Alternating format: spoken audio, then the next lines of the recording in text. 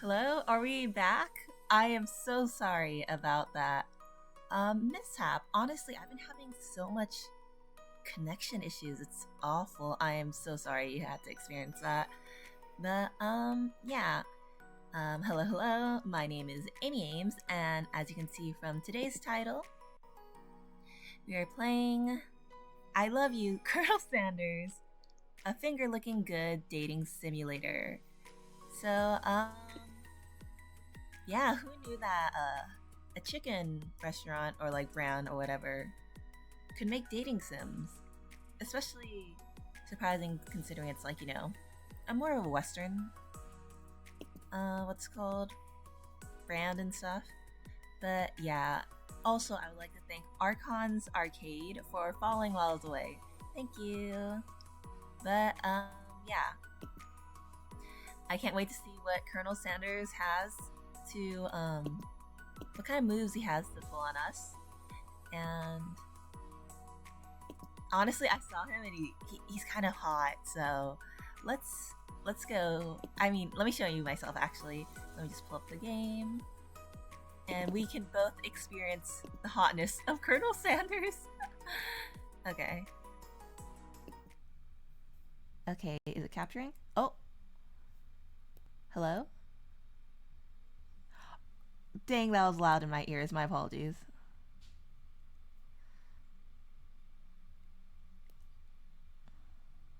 What? Oh wait, you guys aren't getting any of this audio. One moment. Ah, wait. Hello. My name is Amy Ames, and today we are playing I Love You, Colonel Sanders, a finger looking good dating simulator. So, this is the first time I've ever seen this game. I have never played it before, and, how long was I muted? How long was I muted?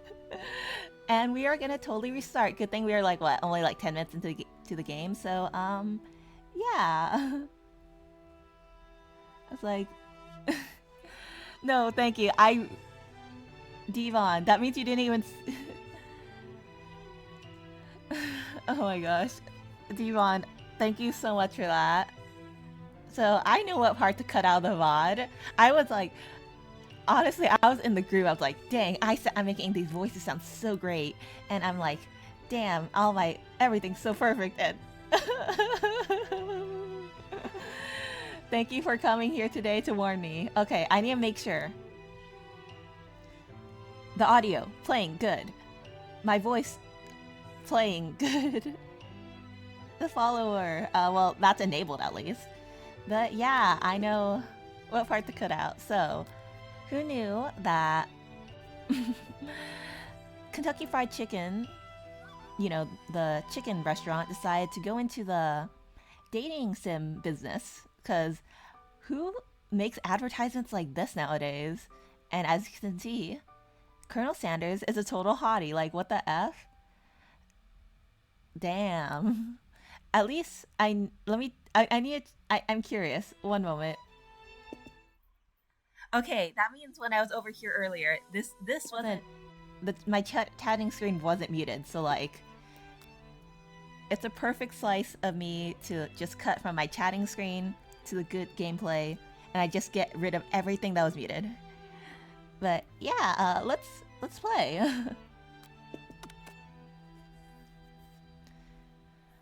Welcome, chef. Before we get started, tell us your name. My name is Amy.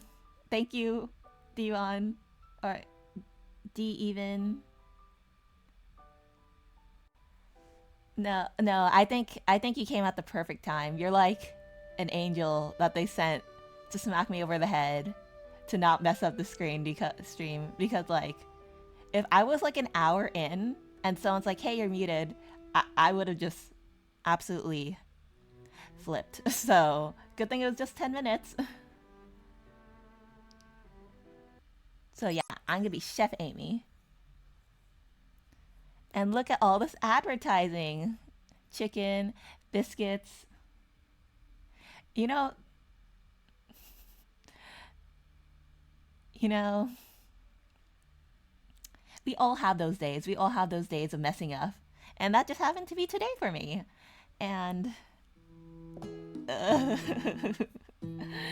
it's okay. We are finally on track with Valium this time around to playing the game, and maybe we could romance Colonel Sanders. You sleep softly as the morning sun casts a warm glow through the window of your modest student apartment. The world is peaceful and serene. You could stay in the moment forever. Or you could wake up now. Your first day of culinary school is no time to sleep in. Smack that clock up and at him, or throw the clock out the window and stay in bed forever. So, there's no way I can date Colonel Sanders while in bed, so let's go get that. Oh my gosh, wait, I was gonna make an appropriate joke. Let's go get him. Lying in bed, you stare at the ceiling, thinking about everything that awaits you at the prestigious University of Cooking School, Academy for Learning. Your mind begins to wander. Who will be there? What will you cook? What would you wear? Time begins to fly by, and you find your imagination getting away from you. You need to take this seriously, or you allow yourself to daydream a bit, thinking about the future. Oh my gosh, you're so right. Like, 25 years old, already rocking a beard, the white hair, back hurts, imagine. I mean, 25 is quite young still, so I'm sure he's hip with the kids, probably. But I allow myself to daydream a little bit. It couldn't hurt that much, right?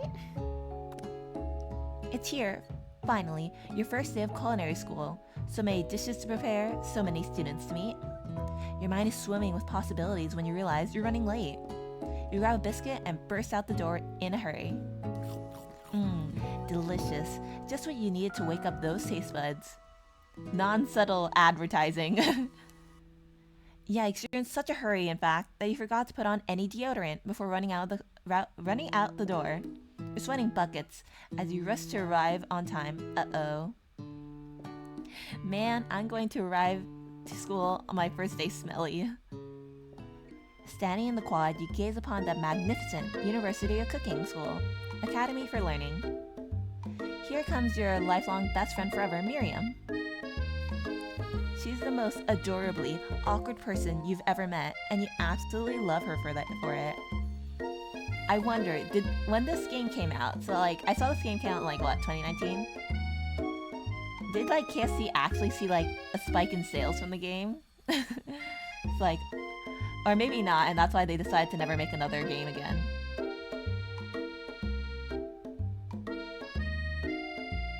Counter space? Wait, let me read your entire thing. Okay, he kind of looks like the anime protagonist that just hit 25, but already has white hair and a beard, back hurts, and wants to retire from adventuring. Off. At least you have more counter space, I guess. I don't know what counter space means. My apologies. Good morning. Good morning, Amy. Are you excited for the first day of the rest of our lives? Actually, because I sure am. Excited, a little nervous. Okay, a lot nervous. It's just that this morning I made breakfast for myself, but, well, when I ate it, I couldn't taste any love in the food. What if I'm no good? What if I fail? Can you just let me get a word in, man? Miriam, come on. Girl. Classic Miriam. Raised by Master Chef parents, she's always held herself to a very high standard.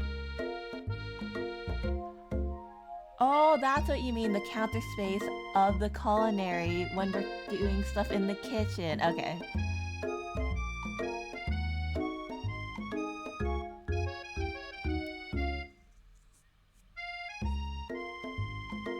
Oh my gosh, wait, but Colonel Sanders is the guy we're supposed to date. Literally, he's on, the poster or whatever. We can't have more counter space. I need to get myself a dating person thing. I don't want to say hubby, but... Wait, actually, he's probably rich because he, probably owns Kentucky Fried Chicken. Okay, maybe a hubby. Maybe I'll become a gold digger in this route. Ever since we were little babies playing together and you rescued me from the quicksand box, it's been clear to me that you're the most loving, caring person I know. You're going to do great. But with University of Cooking School, Academy for Learning's famous 3-day only semesters, it's only 3 days? Bro, is it gonna be like 72 hours straight of non-stop cooking once we enter? My mind. I'm afraid of being left behind and never catching up. A sweet girl, Miriam has always had a flair for the dramatic. This summer, she got so nervous about her first kiss that she chipped a tooth practicing on a mannequin. Should you pep talk her or change the subject to give her some relief? Okay, let's give you a pep talk, girl. You're gonna do great. We're gonna do great. Remember last month when we saw that fortune teller and had her tarot cards read? The lady with the mask who gave me nightmares? I've been trying to forget. I know she looked spooky, but she was so sweet, and she told you that you were destined for great things. Remember that card with the fancy-looking tower? And the other card featuring the handsome fellow in the red suit. Wait. You can't take him from me, Miriam. This is a dating game, and I'm the protagonist. I've been waiting for so long to meet a handsome fellow I could call my own.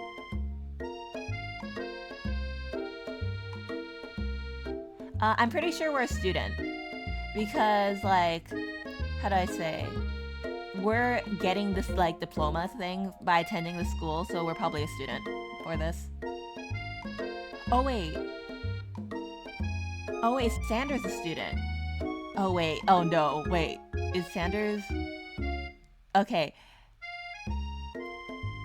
Let's hope we don't accidentally date a teacher if he ends up not being a student. Okay, we're gonna... Let's hope we meet him soon to, like, you know, clarify that part. All I know is on the wiki page, I saw a handsome-looking Colonel Sanders. And that's it. I've been waiting for so long to meet a handsome fellow I could call my own.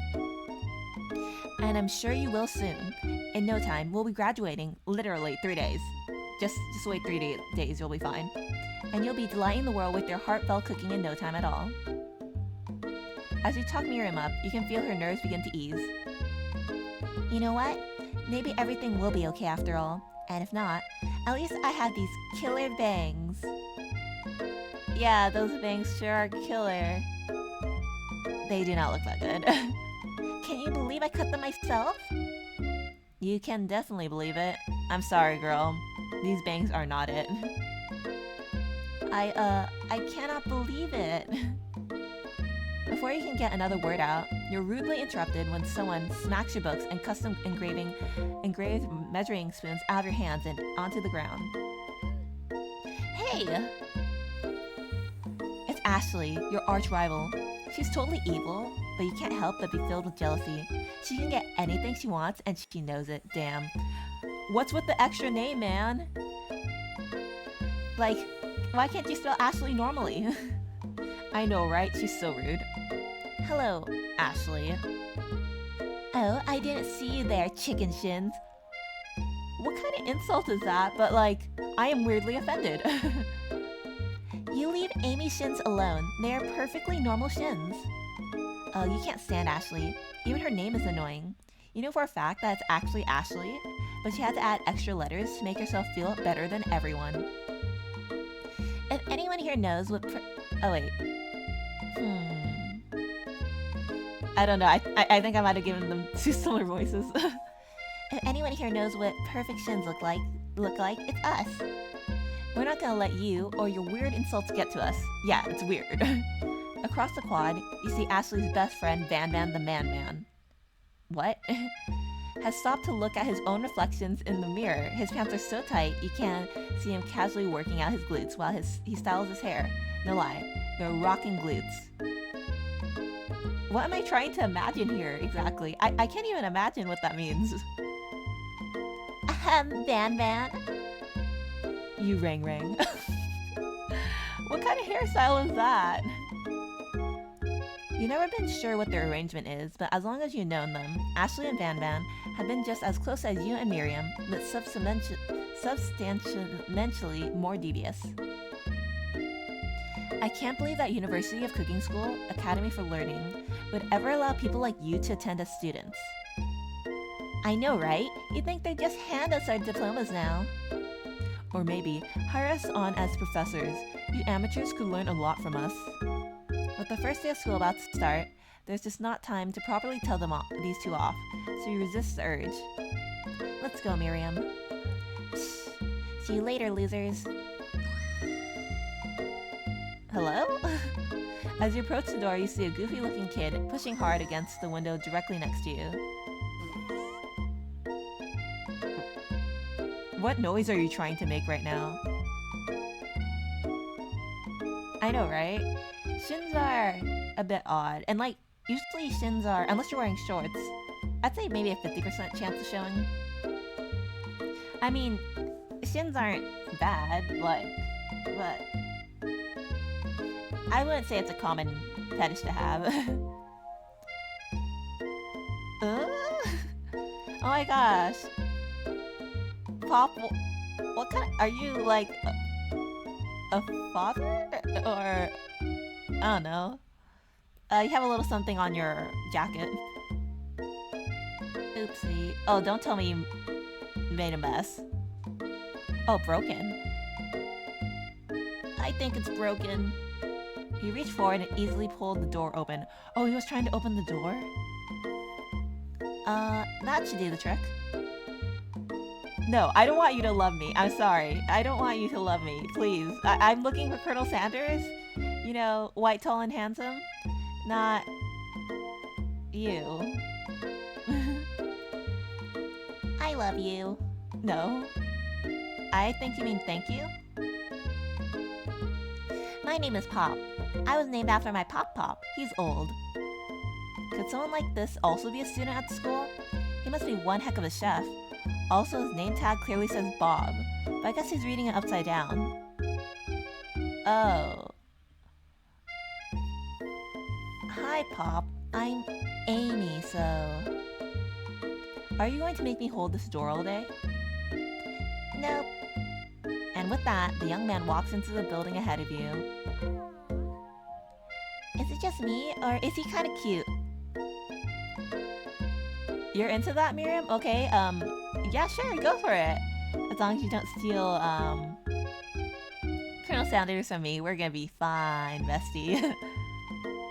I think it's just you. You both shrug your shoulders before following him into the building. You stand at the edge of the room, unsure where to sit. Other students wander in and keep themselves busy chit-chatting. Is this just a portrait of like a regular dude over here? Okay, I see the Pythagorean theorem. I don't know what that is. This looks like a regular classroom. And when I say that, I mean, isn't this a culinary school? A scruffy-looking pooch takes his place at the podium at the front of class. Adorable. Oh, who's a good dog? Now, quiet down, everyone. Sprinkles? Why'd I give you a deep voice? Who is this unreasonably cute pup, and why is he in our culinary class? This seems like a safety hazard, or like at least a health hazard. What if the customer is like allergic to dogs?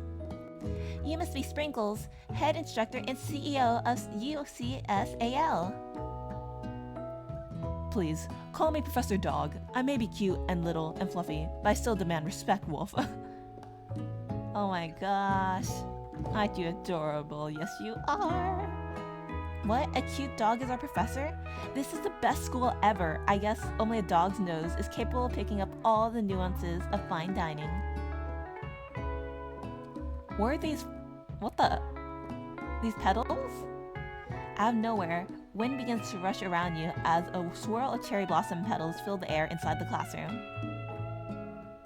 I'm chilly, someone close the window. And then... Guys, it's him. Damn. He walks in. This is my handsome. Damn, you even bought like, I don't know, someone to throw petals as you walk in. You're immediately swept up in the You're immediately swept up in the aura of this new student and his remarkable goatee. Who knew anyone could be so handsome? Time stands still. Honestly, I have no idea. I guess in the KFC verse or whatever, talking dogs randomly, like, falling petals are normal? I don't know. Looking at everyone's hair on, like, the Steam page, it didn't seem like it was gonna be a normal dating sim. It's him. It's... If it isn't my favorite student, Harland. Colonel Sanders' abrupt sprinkles. Sorry, Professor Dog, before he could finish the sentence. Please, call me Colonel. Colonel Sanders. Damn! Okay, he's a student like us, so it's totally legal. Or like, there's no like, balance, power imbalances and stuff. A hushed murmur rolls through the classroom as Colonel Sanders walks down the aisle of desks. Suddenly, the room is sweltering. Oh, don't know. I mean, not don't know. I mean, don't tell me everyone else is also gonna go after Colonel Sanders like me. Sweat begins to bead across your brow. You feel like everyone's looking at you, and you're not entirely wrong. And this over here must be Sweaty Sweats a Lot. Oh no, it's because I didn't wear deodorant. No!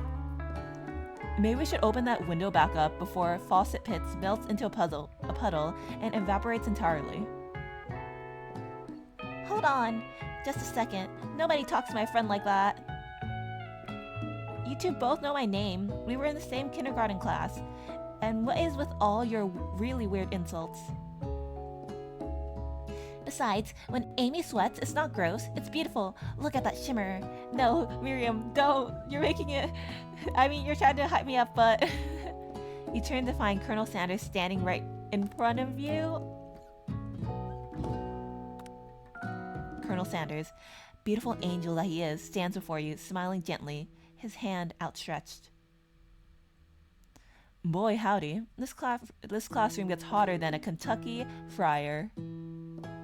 What does that even mean? Actually, wait, it just means it's hot. Please, use my handkerchief. He gave me his handkerchief.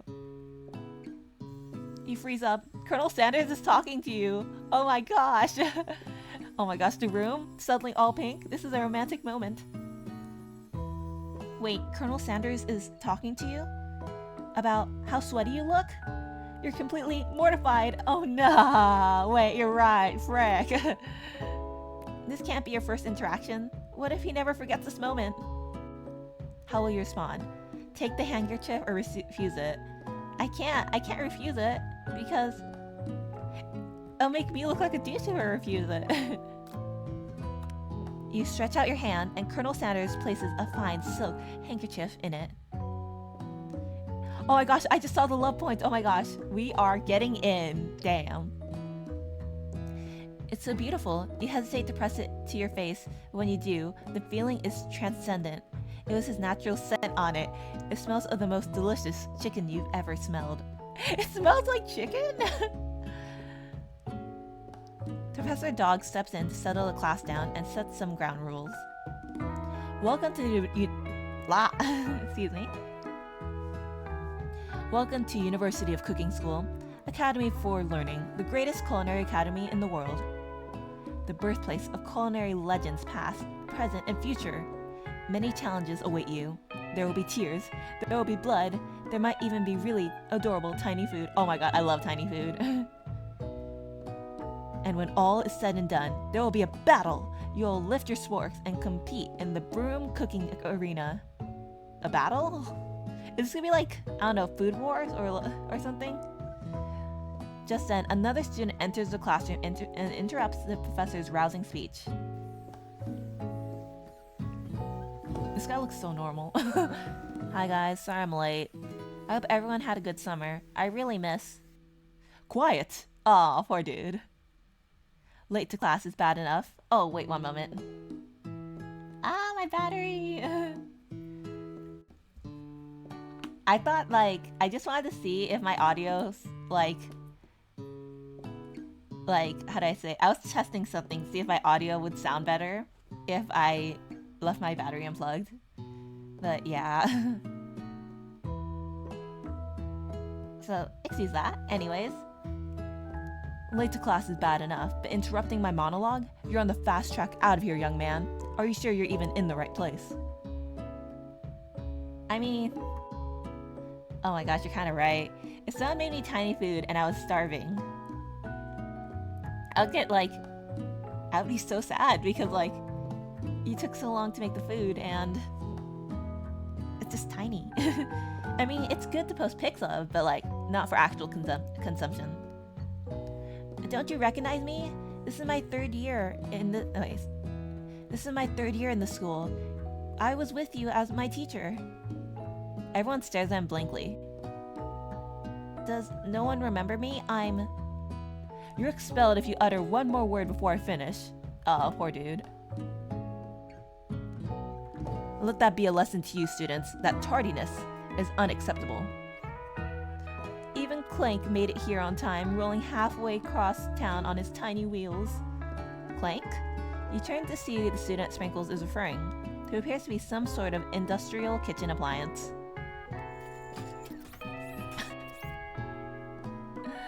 Oh my gosh. So far we had a talking dog as a teacher, petals flying across the room, and my classmate is an air fryer, I think? I don't know. I know, right? This is like crack. Buzz. Whirl.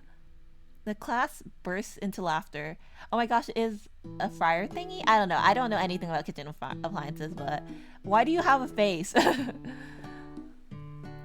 Oh, Clank, you rascal. Sprinkles walks in the classroom as everyone stands in silent obedience. When he gets to you, he lifts his nose into the air and takes a deep sniff. Oh no, I stink right now. No, Professor! Your diet is lacking. Based on what I'm picking up here, you definitely need a multivitamin. You should be taking better care of yourself. You've never had a talking dog as a teacher before, but Sprinkles' reputation for being smart but tough is well known. You decide to try and butter him up by giving him a treat from your pocket, but what kind? Yeah, probably an air fryer. I mean, not an air fryer, a deep fryer. It makes sense in this context. So a beef treat, a rubber ball, or a chicken snack. Well, this game is about Kentucky Fried Chicken, which sells chicken, so I'm assuming that a chicken snack would probably go well with him. You reach beneath your apron and return with a chicken snack in your hand. Sprinkles' eyes go wide as he locks onto it. His favorite. Well, I think there might be some competition for my new star student. The furry professor immediately devours the snack, leaving your hand slick with a coating of warm doggy drool.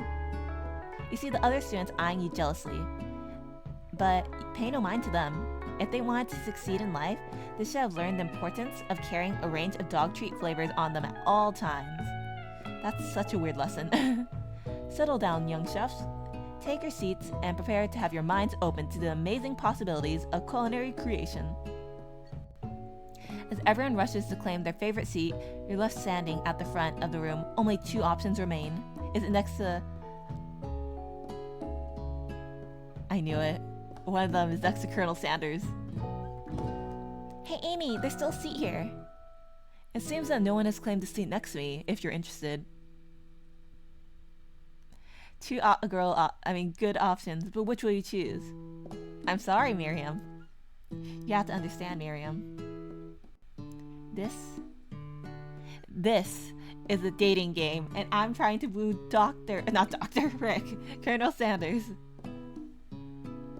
I guess the bros before hoes or something? Oh wait, there's the other type. That situation, I'm sorry, man. I don't know why we have chicken under our apron, but it's useful. You move to take your seat by Colonel Sanders. It appears he brought no books, pens, or pencils. However, his perfect, upright posture shows off a seriousness that makes you confident in his desire to learn. Thanks for offering me the seat. I only had 2 rules. Do all you can and do it the best you can. It's the only way you ever get the feeling of accomplishing something. So just do your best? That's so inspiring. A little off topic if you ask me, but okay. As soon as you settled into your seat, the professor makes an announcement. Think fast. It's time for a pop quiz. It's the first day, man. Yay, a pop quiz about me. Your name is Bob. This incredibly important and surprisingly short quiz will tell me if you're ready for life at culinary school. Keep your knife sharp and your focus sharper. Here comes question 1. Okay, let's go. If train A is traveling to point B and train B is traveling to point A, how important is it to wash your hands before cooking? It's extremely important to wash your hands. Extremely. Looking at you, Pop. That's right. Forest is to tree, as chicken is to feather, night vision goggles, or slam dunk. Obviously feather. What are these crazy answers? That's right. What is the most efficient eating utensil ever created? A comically oversized fork, a meat tenderizer, or a spork? I mean, he mentioned sporks earlier, so I'm assuming this one. That's right.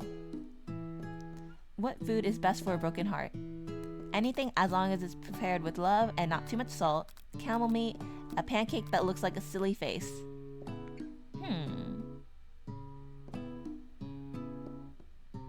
I think this first one? That's right. Is Sprinkles a good boy? Yes, you are! No, he's a talking dog that teaches at culinary school. Oh, you are not late at all. We just, how do I say? Okay, earlier I kind of messed up and was muted for like 10 minutes, but we did get introduced to Colonel Sanders, but we did not get into his good graces yet. And welcome in, Tony.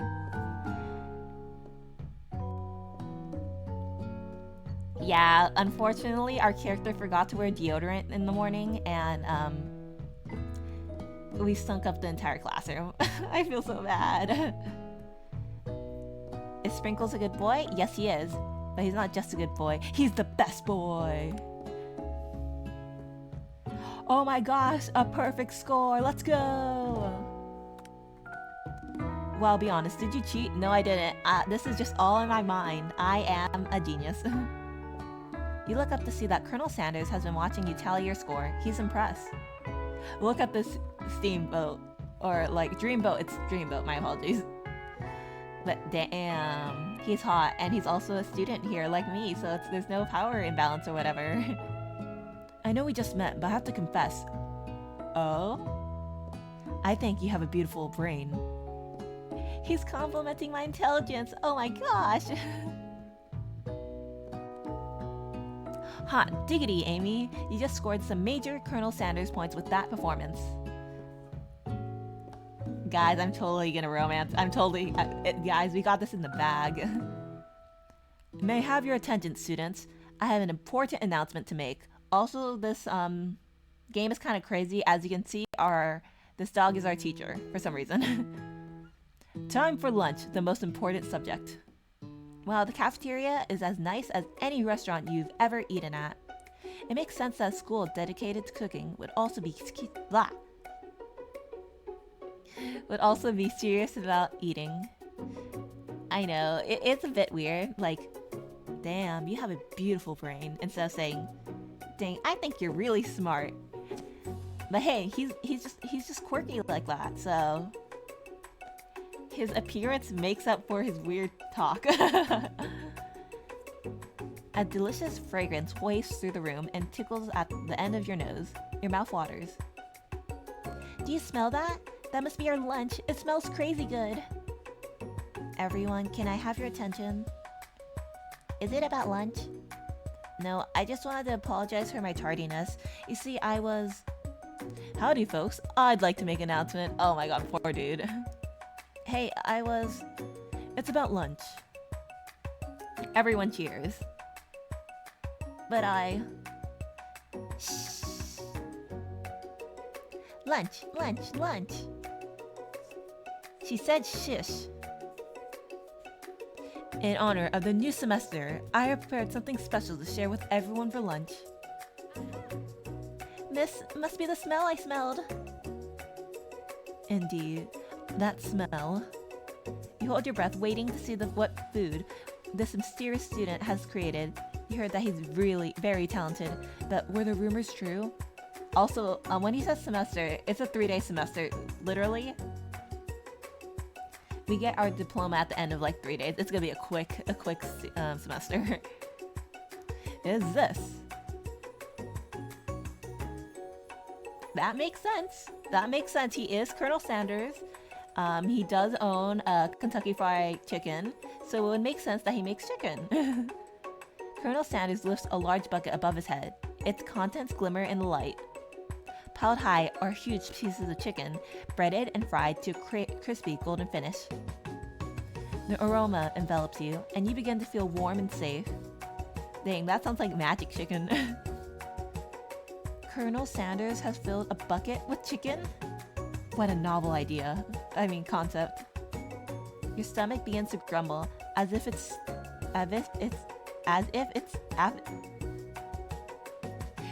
say, stop thinking and start eating. For years, I have been developing a secret recipe for the perfect fried chicken. I know, right?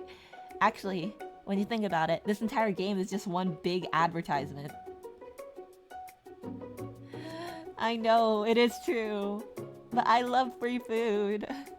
And when you get it from such a pretty guy too, by my calculations, nothing less than 11 herbs and spices are required to achieve the perfect balance of flavors. You look around and notice that every other student has a pen and paper and is scribbling notes as fast as they can. That's all I'll say about that. Why do you look annoyed?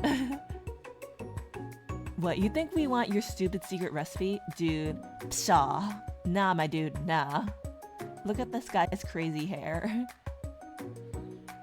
I'm just drafting a last will and testament in case one of those ingredients is poison. Got him. What kind of insult is that? He looks around nervously to see if anyone else is laughing at his sick burn. No one is laughing at that. Yeah, he does look like a character from JoJo. You wait to see what Zinger Ashley has prepared to follow up, but she suddenly takes a different approach. Yeah, and I was just like writing in my diary. Dear diary, today I smelled something beautiful. I knew at that moment that only the hands of a true gentleman could fry chicken so tender. You're trying to steal him from me. Go away. Get away from him, Ashley. No, no. You see her body language change from bitter and evil to sweet and innocent as she slides closer to Colonel Sanders. She realizes that he is destined for greatness and fame with cooking skills like this. She wants him all to herself. No, I will fight you to the death. This will be my chicken.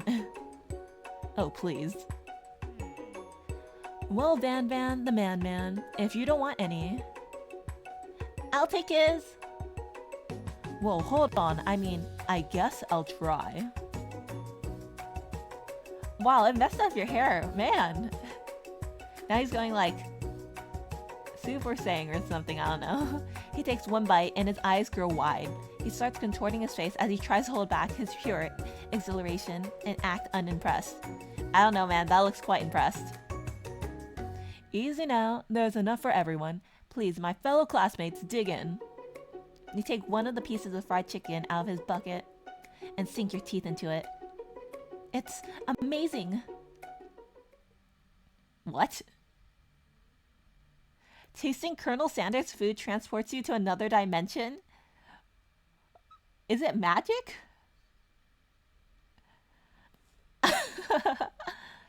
Alone with your taste buds gripping a drumstick in your hand, you float weightlessly? I think he put drugs in this. No chicken. No chicken, like, like, this is no normal chicken. This is like, what did you put in this? I don't know. I've tasted Kentucky Fried Chicken before, and it has never made me feel this way. Okay, focus your mind and meditate on this moment. Try and identify every flavor. Savor the moment, everything that tells you about Colonel Sanders' culinary heart, or swim towards the light. I am not swimming towards the light. That's a bad idea. It's one of these two I'm gonna pick. Um,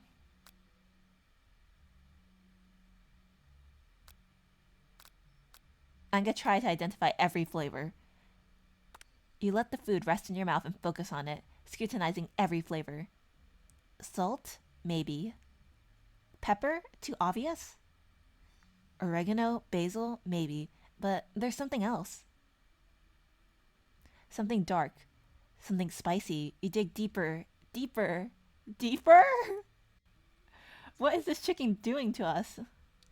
Yes, even deeper still until you find it. Could it be? They really didn't want to give away the secrets to their chicken, so they just like censored it. He really did it. How bold, how adventurous to use blank. You try to go even deeper into the sea of flavors, but this revelation alone is more than you can handle. You snap out of it and realize that this information was meant to remain a secret. And yet, now you know. A mantle of responsibility now rests upon your shoulders. As you look around, you realize that everyone in the room is consumed by the lunch. No one noticed that you traveled through space and time. Or maybe everyone else is also traveling space and time too. After tasting his food, you try to get some one-on-one time with Colonel Sanders. I approach him. Let's go. Colonel Sanders smiles ever so softly as you approach. He stops what he is doing and allows you to break the silence. Colonel, I wondered if I could talk to you for a second. Anything for a fellow chef.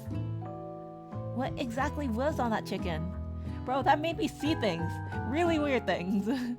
Ha ha ha. How bold to come out and ask. Oh my god, look, it's a little chicken. It's an idea I had for a new combination of flavors that will make me my fortune and establish my legacy for all time as I open a chain of highly successful fried chicken restaurants. No big deal. So just a regular fried chicken? It's just you and me here talking. I can keep a secret. In fact, I got some of my own that I'd be willing to trade. What's the rush? The semester is only getting started. We've got two more whole days to get to know each other. He's clearly not going to give it up easily, but it doesn't hurt to persist. You know what they say about secrets, Colonel? Shouldn't learning be fun? You've got moxie, I'll give you that. Colonel Sanders looks both ways to make sure you're truly alone and then leans in. You can feel his warm breath as he whispers. Just one ingredient, but you can't tell. I use blank. It's something my great-grandmother taught me.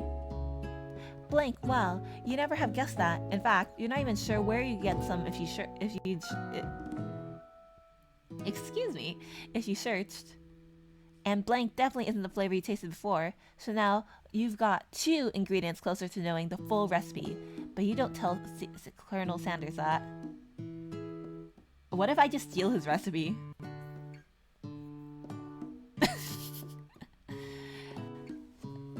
Oh my god, MSG makes everything right, so like, I wouldn't be surprised if it ends up being MSG. While you're wrapped up in that huge revelation, you notice that Colonel Sanders has disappeared. While everyone else is still in the cafeteria, you decide to look for him. He was literally just standing right in front of me, what the F? You find Colonel Sanders standing outside, standing in the quad. Oh, it's you again, howdy. Sometimes I like to come outside and look at the school buildings. I think about how my story will continue on after I graduated. It sounds like you have big plans. I dare say, the biggest. I will leave my mark on this world. You can bet on that. Alone together for the first time, you figure now is the perfect moment to show your personality to him. Let's see, Negan to show your own strength. Wow, him with a big idea. To add an additional ingredient to really spice things up. Be modest but thoughtful.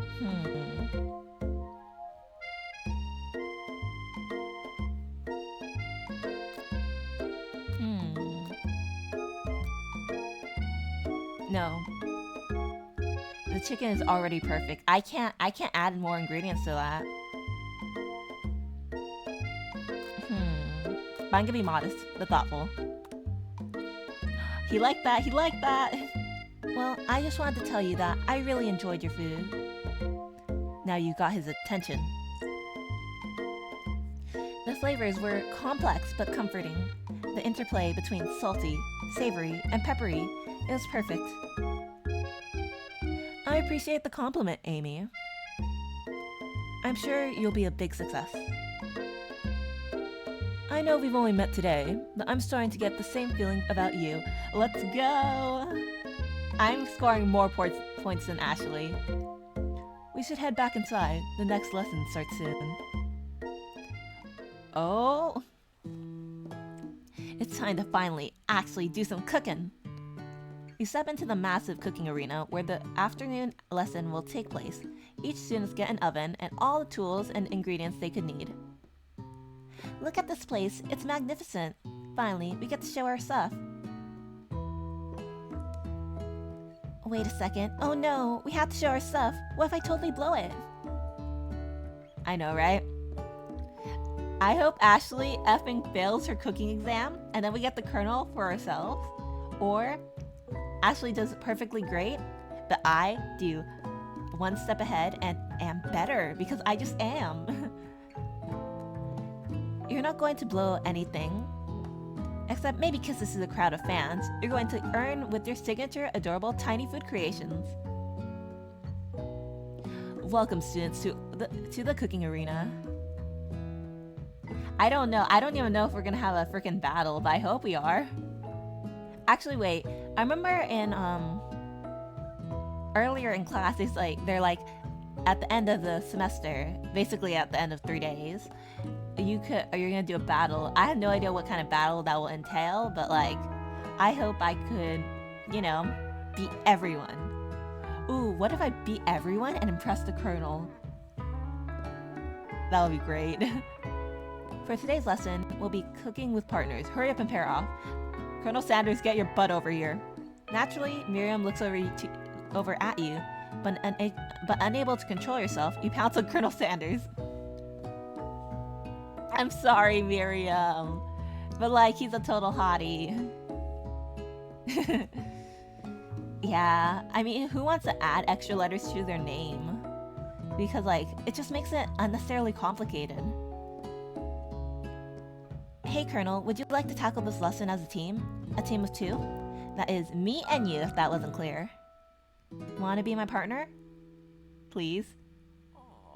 Sure, Amy. I'll prepare a station. Let's go! Without you as a partner, Miriam is left standing all alone. 2 different students quickly take notice. Hello, new partner. Beep boop buzz. Oh no, my 2 potential partners? I'm sorry, gentlemen, but I don't know who to choose. It looks like you have to pick for her. Friend duties can be a little awkward, but that's the price you pay for not being alone forever. Who do you want to ask to be Miriam's partner? Let's see.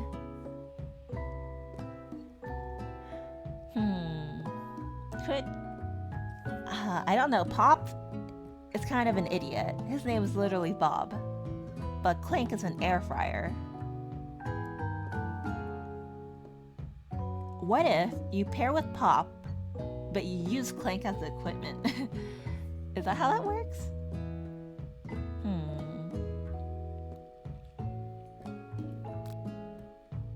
I mean, Clank is definitely smarter, I feel like. But he doesn't speak English. Miriam, do you want a human partner or an air fryer? Actually, maybe the air fryer is an advantage because maybe he could, like, the air fryer could, like, I don't know, crisp up the chicken to perfection? Let's try that. But I do agree, Clank is probably the smarter choice. Sorry, Sorry, Pop, but I think Miriam will be partnering with Clank today. It's okay, I already ate. It's not entirely clear if Pop has any idea what the point of school even is at this juncture. Clank is clearly excited to have some attention. He heats up and begins to roll back and forth. Are you good, Clank? I don't know. I don't know if this is like a happy expression. It kind of looks like he's in pain from existing. Warmp, warmp, warmp. Hold on there, fella. We don't even know the assignment yet. Technically, Clank might not have a face, but there's something charming and earnest about him. Aww. Buzz. Tissue, I hardly know you, haha. Clank juggers, and a panel shakes loose. You get the impression that this is a sign of affection. Aww. Looks like you two will be fine. Now it's time to focus on your own cooking classwork. Alright, you two, for today's lesson, we're going to keep it simple. Pick a basic dish and divide up the steps. No chef is an island. It takes 2 flints to make a fire. You get the idea. Which dish do you suggest to your partner, Colonel Sanders? Steak tartare seems easy enough, it's fancy, and you don't even need to cook it. Using octopus will blow Colonel Sanders' mind, or your grandmother's mashed potatoes and gravy. So guys, this isn't an advertisement at all, but do you know that KFC has mashed potatoes and gravy as a side? What? So I think the Colonel will be very impressed if we make this suggestion, because he probably knows how to make it too, and this is on their menu, so like if I suggest something on his menu, he'll think it's his idea. See, he loved it. Oh my god, we are doing great. I've always been something of a down-home chef. I was thinking we could make something warm, inviting, comforting. I've eaten KFC before, and if I ever get sides, my go-to side is mashed potatoes. So like, yeah. Maybe mashed potatoes? And gravy? See, he finished my sentence, they're meant to be. I couldn't imagine one without the other. Colonel Sanders casts a coy look at you, causing your whole face to go beet red. Embarrassed, you quickly turn away. Excuse me, I'm gonna bonk that bot. Go away. And ban. Let's go. Oh frick, I wasn't paying attention. Colonel Sanders casts a coy look at you, causing your whole face to go beet red. Embarrassed, you quickly turn away. I'll go get the potatoes. No, please, let me. Picking perfect produce is a passion of mine. Looks like things are getting pretty fresh around here. Does someone have a crush on Colonel Sanders? No? I mean, yes, maybe. You're not supposed to tell them. We're just cooking partners. Mind your own business. Sanders' heart is my business, and you better keep your fingers off of my man. Go away. No, you don't have any right. We have 3 days to fight, and I'm not letting you... Dang, what's this intense music?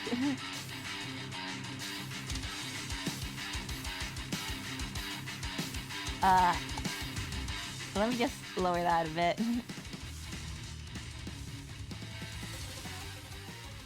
I hope it's not too loud. I think we're about to get into a battle. Did someone call for me? I mean, frying people. That's one way to beat the competition. Ugh, no geez, Van Van. While I'm over here crushing Amy's dreams, you're supposed to be taking care of our classwork. That was the deal, remember? Colonel Sanders returns, arms full of peeled potatoes. He tosses them into boiling water and turns attention to you and your old friends. Oh howdy, Ashley Van Van. Are you working in a quartet instead of a duet now? Actually, no. It looks like Amy was struggling, so we offered to give them a hand. You know how it is. These young amateur chefs need a lot of mentoring. You mother effer. I can't believe you're throwing me under the bus. I was going to say, Colonel Sanders, maybe I could also teach you a thing or two about fancy food. Maybe one day you might be able to get up to my level. Ha, doubt it. Don't be rude, Van Van. Personally, I have no doubts whatsoever about Colonel Sanders' ability to concoct creations worthy of admiration. After all, your fried chicken was quite spectacular. The Colonel, if you ask me, I might make a better partner for you than this thing that has positioned itself at your station.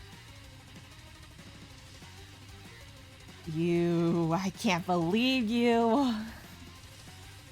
Don't you feel deep down that we cast complementary shadows? We fit together like a thigh and a drumstick. It just makes sense. Nothing about this makes any sense, but one thing is clear. She's coming for Colonel if you don't watch out. Ashley is really going at you hard. You need to ask for some backup here before things get ugly. Turn to Colonel Sanders' hunk of hunks in your time of need. Or turn to Miriam, your forever bestie who always has your back.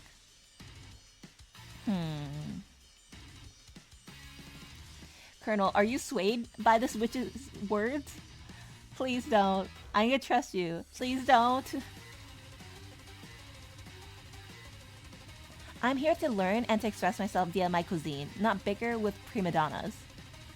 Partners were chosen at the beginning of class, so let's all respect the format, okay? You turn to Colonel Sanders to confirm that you're on the same page.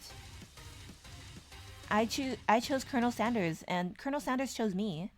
Isn't that right? A businessman respects all fair agreements, from contracts to handshakes. I took on Amy as my partner for this activity, and I stand by it. Based on your team's behavior, I'd say you're perfect for each other. Neither of you has Amy's natural talent or their loyalty. Let's go. Being defended by Colonel Sanders leaves you feeling proud and full of potential. You look for Sprinkles in hopes that he might step in, but he's nowhere to be found.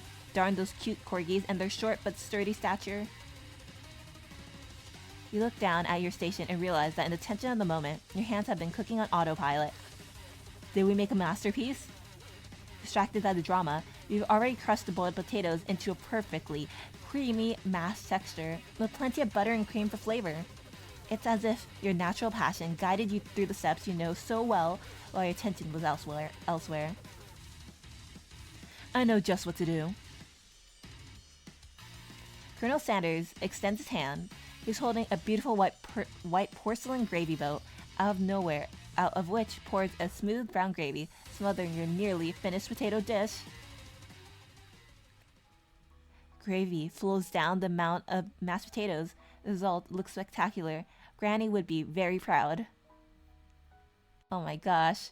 This is just one big advertisement. I accidentally double clicked. Anyways, Colonel Sanders holds a spork out to you. You reach out and grab hold of it, but he doesn't immediately let go. The two of you stand holding the same spork, and for that small moment, all of the madness and pressure in this crazy world stops.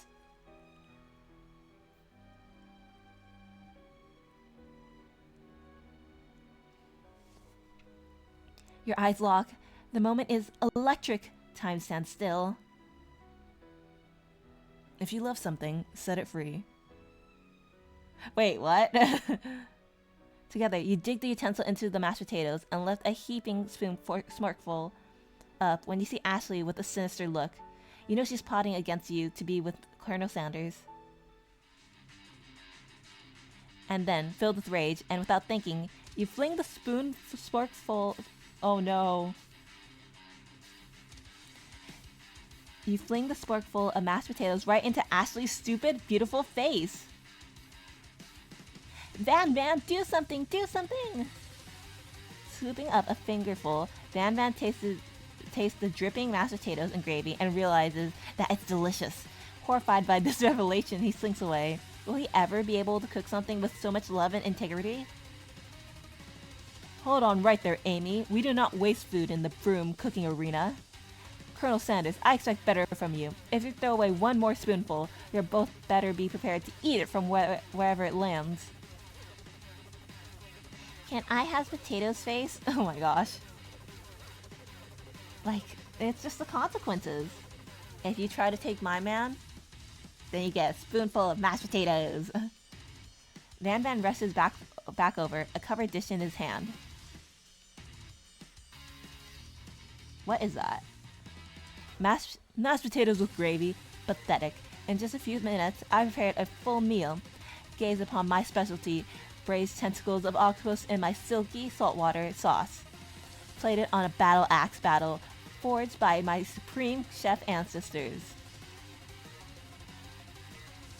I don't think anyone wants to eat that off an axe. And, like, the star matches his hair too, so it really is from his ancestors. You've ignored me for too long. That ends now. It is I who will have first bite, and you will all look on with envy.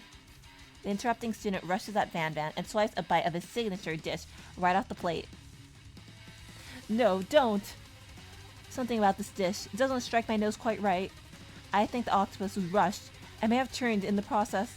The results could be toxic. Oh no, he's not looking good either. Too late, it has already been eaten. Oh no. I think I left something in the oven. I don't feel so good. It killed him! Oh my gosh! Food so dangerous it actually kills. Are you okay, man? Everyone step back. Don't take another bite. When you look back at the plate, the rest of it is gone. You notice the tip of the tentacle being slurped up into Pop's mouth. You're gonna die, Pop. Pop winces in pain for just a moment, then is almost immediately back to his oblivious self. Oh. Oopsie. Tastes like poison! Entire class has gathered to watch Pop's final moments. Shock has frozen the whole crowd. They are as motionless as statues. The class bell rings, disrupting the moment and snapping everyone back to reality. It would appear that Pop's enthusiasm for trying new things, despite obvious danger, has inoculated him against poisons of all kinds. You're lucky you have immunity to poison, Pop. You were gonna die. I'm not sure the professors here make enough money. Hello? I just turned into a ghost over here. Seeing that you're shaken up by that really annoying student and all his nonsense, Colonel Sanders approaches you. I'm sorry you had to go through that. Please, let me walk you home. Let's go. What? For real? Oh, come on. You follow Colonel Sanders out of the room. Okay, let's raise this back up a bit.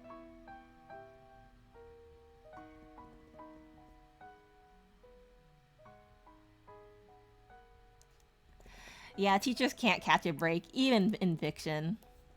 It doesn't matter it doesn't matter what genre it is, teachers get screwed either way. At night, the school building has taken on another vibe entirely. It's dark and more than a little spooky. Colonel Sanders stands in the quad neon glow and speaks softly. Those mashed potatoes you made in class today. Before you go on, I want you to know, they're not a great representation of my skills. I didn't even realize I was making them. They were amazing. Let's go. Tasting them, it reminded me why I became so passionate about food to begin with. Colonel Sanders is getting choked up. Cooking is obviously important to him in a way that you find inspiring. Now might be the perfect time to tell him you're developing feelings for him. Colonel Sanders, bro, it's only been one day. Yes, Amy? There's something I need to tell you. You mother effer. Wait, let me just... one moment. I think they're making a sound effect. I can't believe he has the goal to interrupt me during my confession scene. Hold it right there. There's something I need to tell you first. Wait, you read my monologue? Oh, geez. You see, when I was just a boy, I had a dream that one day I would be the greatest chef the world has ever seen. And every day since then, I've been working towards that dream, day and night, never stopping, never resting, also lifting a lot of weights, like so many weights. We should follow our dreams with all of our hearts, that our souls may grant them like wishes floating on a shooting star. He just says random inspirational stuff.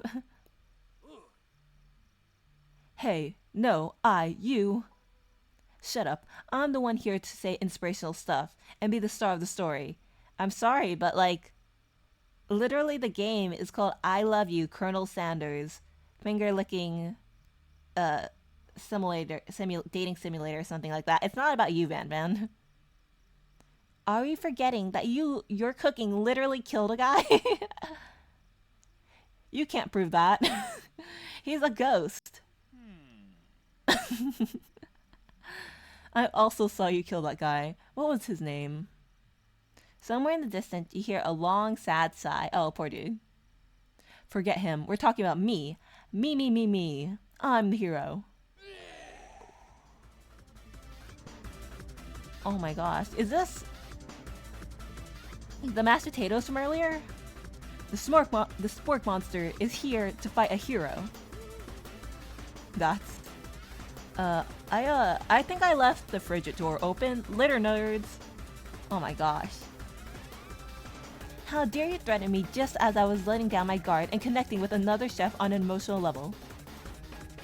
Be afraid. Be very afraid of me, because I'm a monster, see? Is he rhyming on purpose, or is that just a coincidence? But before you can discuss syntax any further... It's a turn-based fight sequence? What will you do? Okay, let's attack. You decide to go on the attack. Which attack will you use? Cook with love. Cook with love does 1 damage. Oh, frick. It just got real. The attack really upset Spork Monster. Spork Monster goes on that attack. Oh, frick, that probably burned. They spit hot gravy at you? You take 1 damage. I guess we keep attacking. Yeah. It worked last time, right? 1 damage, okay. Spork Monster won't forget this. Spork Monster is really feeling threatened by your attack. Oh no. Spork Monster focuses their mashed mind and draws in energy from Mother Earth itself? They grow larger and more intimidating. How will you respond? Defend. I need to defend. He's gonna effing kill me. Which defense will you use? Trepidation? You hold your head between your hands and mutter, "This is not happening. This is not happening." Spork Monster is no quitter. Buffed up and ready to rumble, they go on the attack once again. Spork Monster uses U10 Alta Tensil. You take 2 damage from the attack? What am I doing here? If you take much more damage, you're not going to survive the battle. Attack. Colonel Sanders, can you help me? Oh, they're oozing... Okay, Spork Monster is oozing cheese sauce onto the lawn of the quad. I wonder who's going to have to clean that up. Feeling vulnerable, Spork Monster prepares for its ultimate attack, Rounded Edge. Vile villain, your reign of terror stops here. Colonel Sanders summons the energy of 1,000 chickens? Pot Pie Power Pinch! Pot Pie Power Pinch does 10 damage. Spork Monster's defeated! Let's go! You saved me! An injured Spork Monster spews steam into the night. Forget mercy, finish him! Spare this wretched beast. I'm gonna finish you because you almost killed me with your, like, ultimate, like, move or whatever. No student will ever walk the quad in fear again. This monster messed with the wrong chef. Attack. You ready your final attack? You'll never survive my... Student debt loan destruction. That is relatable. Student debt loan debt destruction does 10 damage. Spork monsters completely vaporize. Colonel Sanders looks on in awe. You continue to surprise me, Amy. The defeated monster left behind a special item. It appears at first to be a cookbook, but upon closer inspection, it's so much more.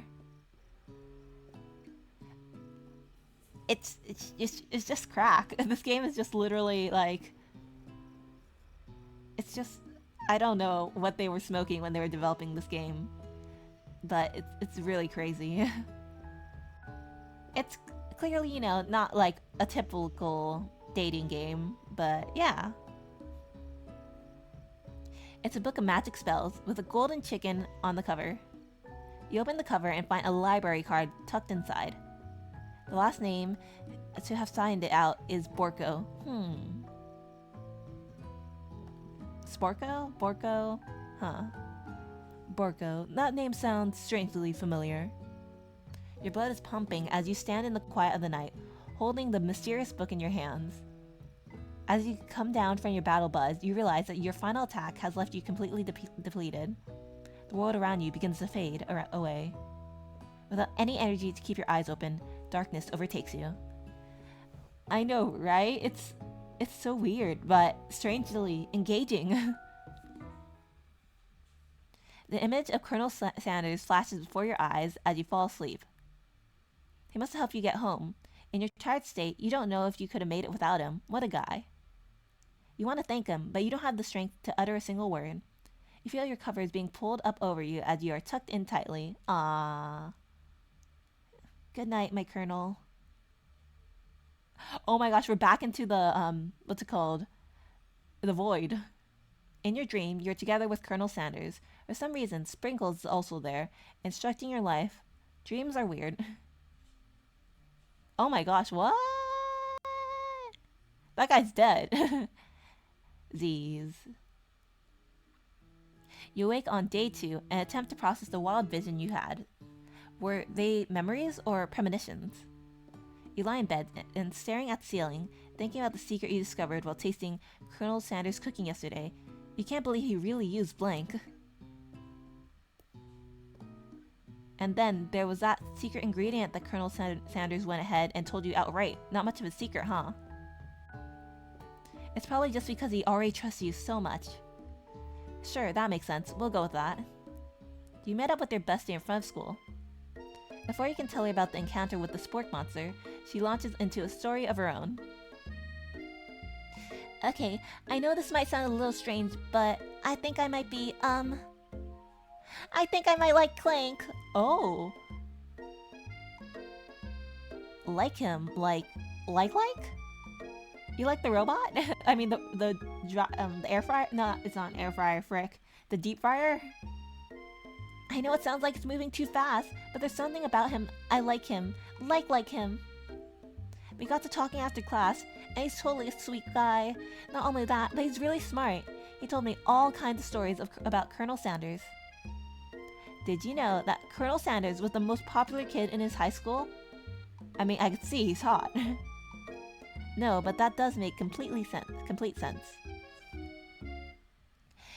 Yeah, but he was so popular that he was voted prom king at a school he didn't even go to. And he was also at the convertible that he himself rode in at... Wait, it was also the convertible that he himself rode in at the front of the homecoming parade. Wait, he was also the convertible? Was he a car? I'm thinking maybe something got lost in pressure cooker language translation there. Either way, maybe it'll be best if you took it slow with this new boy, like I am with Colonel Sanders. You and Colonel Sanders, the coolest guy in school, the most famous student to ever attend University of Cooking School Academy for Learning, you're a thing now. We definitely connected yesterday. Hahaha, sure you did. You're great. Why wouldn't he be into you, I guess? Laughing at the implication that you and Colonel Sanders might be a thing is definitely not cool. You are great. I am great. I am a perfect fit with Colonel Sanders. You have an idea about how to prove that love is real? Well, if he's not into me, why did he tell me? Why did he tell me one of his secret ingredients? However, you don't tell her that you know a second secret ingredient too, which you discovered on your own. I mean, remember when I fell asleep? I said like, "Good night, my kernel." My means my, and that means it's mine, right? I mean, I was too exhausted because I was fighting the spork monster, so I may have not gotten the like full time to be able to actually confess to him, but I think we're getting there. We're almost a thing. We were partners. Remember that one time? That has to count for something, right? Your bestie's eyes light up. A secret ingredient? Yeah, I just said that. A secret ingredient. Is there a dramatic echo in there? Miriam checks to make sure you're alone before continuing. Oh? So this summer, while I was on vacation with my family, a lovely man approached me in the botanical garden where I was wandering. You're just ignoring me now? This can't be good. He told me all about his passion for spices, secret spices. The man even gave me some to show me what he meant. He said it was a powder created from super duper rare dried flower petals, and that if I did him a big favor, I could have some of my own. Please, Miriam, don't tell me. So I filled my suitcase with them and brought them home. Oh my gosh, wait. Did you smuggle drugs in? Oh my gosh, he was so nice. He even met me at the gate when I arrived. Later when I cooked with them, a very strange feeling came over me. And the flavor was unlike anything I've ever tasted. I think you're being very liberal with the meaning of spices here. I think those were just... I don't think those were spices, man. Whatever. Anyhow, we both share an interest in cooking, so we stayed in touch, you know? Like pen pals. I bet he would love to know more about new spices. Well, I'm definitely not supposed to share Colonel Sanders' secret recipe. And besides, I only know the one ingredient, so I doubt it'd be much use to anyone. Please, please, please! It would mean the world to me. No one has to know it came from you or from Colonel Sanders. What do you think? Should you protect Colonel Sanders' secret or share it with your bestie? I can't! Colonel Sanders isn't gonna trust me once I tell the secret, so... I'm sorry, Miriam. But I'm gonna give you a fake one. You quickly think of a fake ingredient name. I don't know, how about... It was Eye of Newt. I know it sounds like some kind of witch's potion, but what can you do? Eye of Newt? Wow. Her eyes lit up, imagining such a thing, and you figured that you satisfied her curiosity and she'll move on. However, she immediately turns around and does some thumb typing on her phone that you can't quite see. That's probably not good. Oh no. Miriam! Before you can ask her to confirm that she was definitely not texting secrets to other people, you're interrupted. Guys, you know what time it is. It's time! A wind rushes in. Cherry blossoms petals fill the air.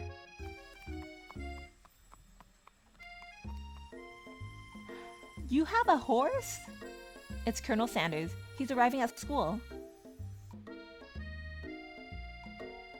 Oh my gosh. Okay.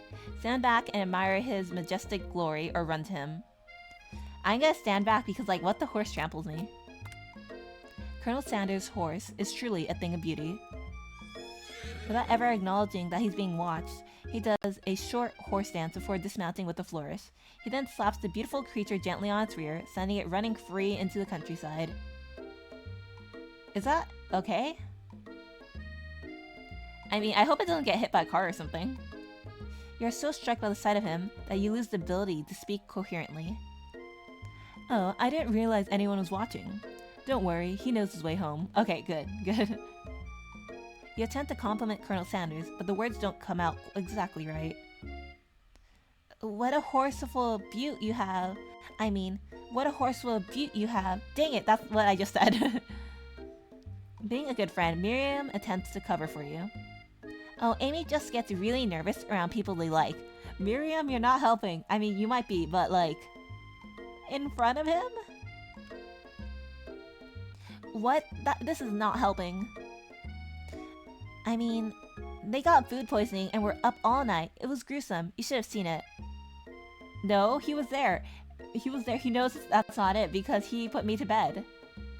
She gives you a wink and a smile as if to say, situation handled. Can't blame a girl for trying. And with that, Colonel Sanders disappears into the school, leaving you and Miriam to follow. When you enter the classroom, you can see your two rivals, Ashley and Van Van, are doing something bad. By the way, they're hiding. You know it must be really bad. Like, counterfeiting recipes, bad. Experimenting with restricted ingredients, bad. Summoning a demon, bad? You try and get a peek over Van Van's hulking shoulders. But he sees you coming. Whoa there, little one. I'm not sure you're ready to handle this. Why don't you make like a bee and mind your own wax, honey? Tell them to stop acting immature or act like you're not interested, but really try to get a closer look. I mean... I totally am not interested at all. Looks. You sit near the rivals, but leave your back turned to them. You even hear Van Van muttering something that sounds a bit like a magic spell. What are you guys doing back there? However, he noticed you eavesdropping. You try and cover your tracks and improvise an excuse. It's time for class, and you're distracting the rest of us who want to learn. Now you've upset them. Oh, and you're the emperor of cooking, are you? You make the rules? I'm not sure you know a good meal if it ate you. Being the best chef in the world takes more than just culinary skills. It was creativity. It takes creativity. It takes... Panache? Panche? I don't know what that says. And it doesn't hurt to use a little evil. Oh my god, are they summoning a demon? You finally get a look at what it was they were hiding, and you instantly recognize it. It's a book, just like the one you found after your encounter with the spork monster. That's the same book. Excuse me, let me take a drink of water. My throat is dry.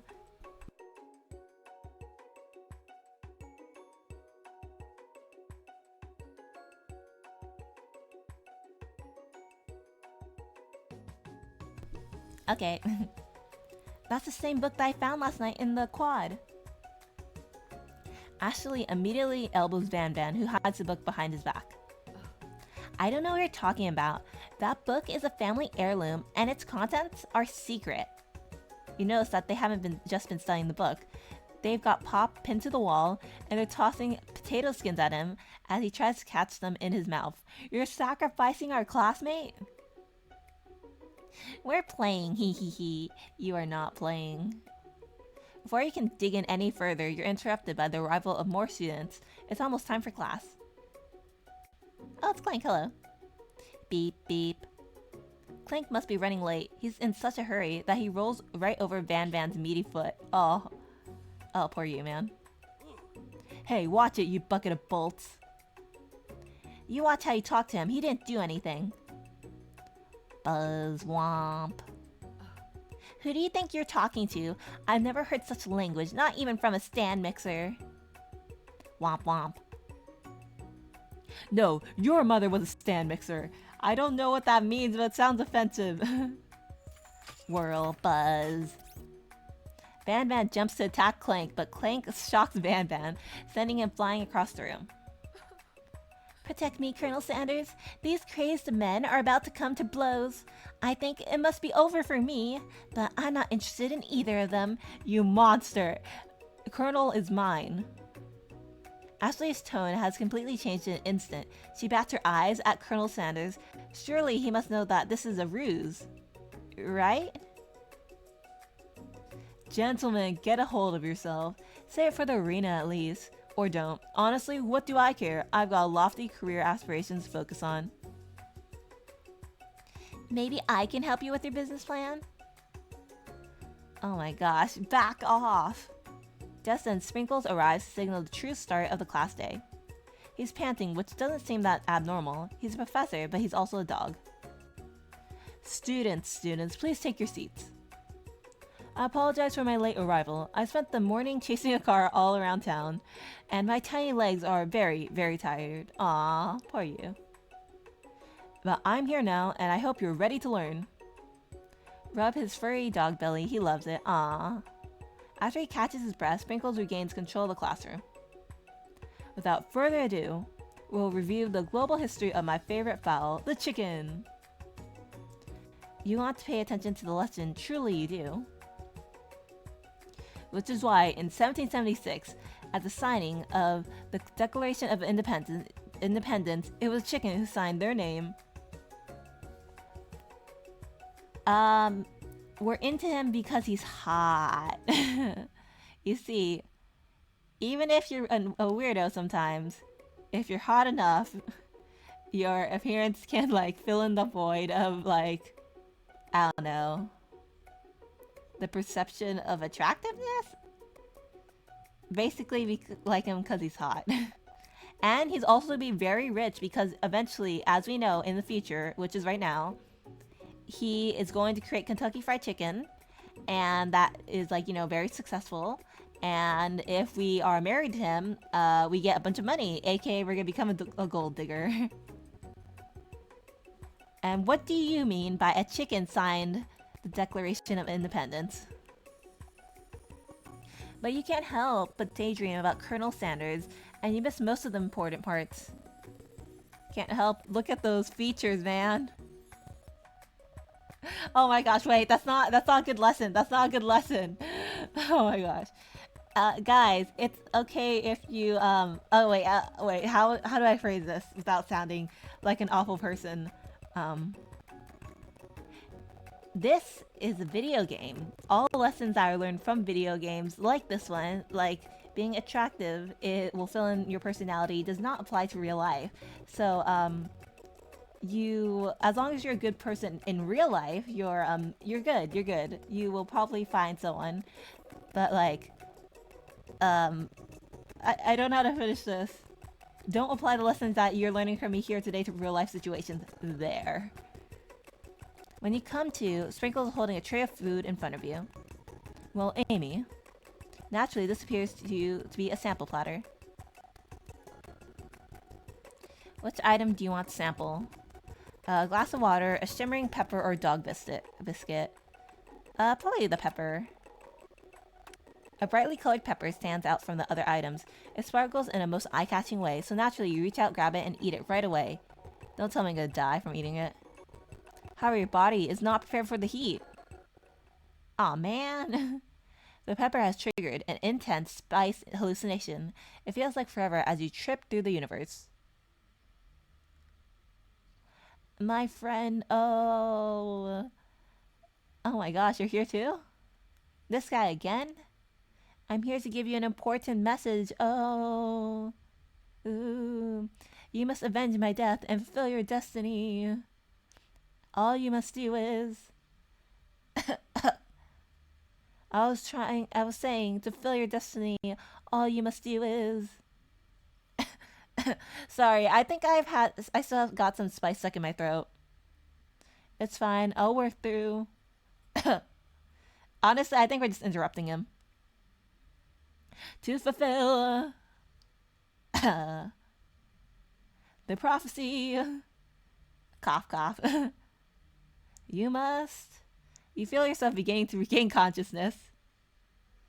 Oh man. You come to find everyone is staring at you.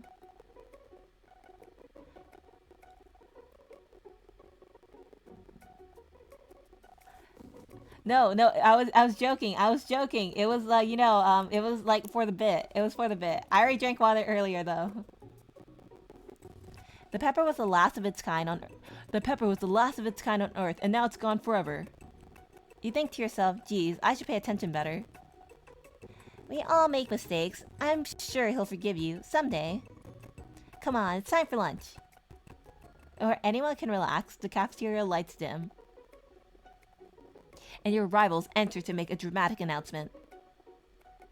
Today's lunch will be prepared via timed competitive cook-off.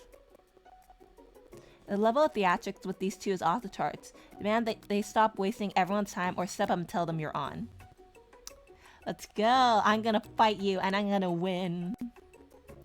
A bit of lunchtime competition, eh?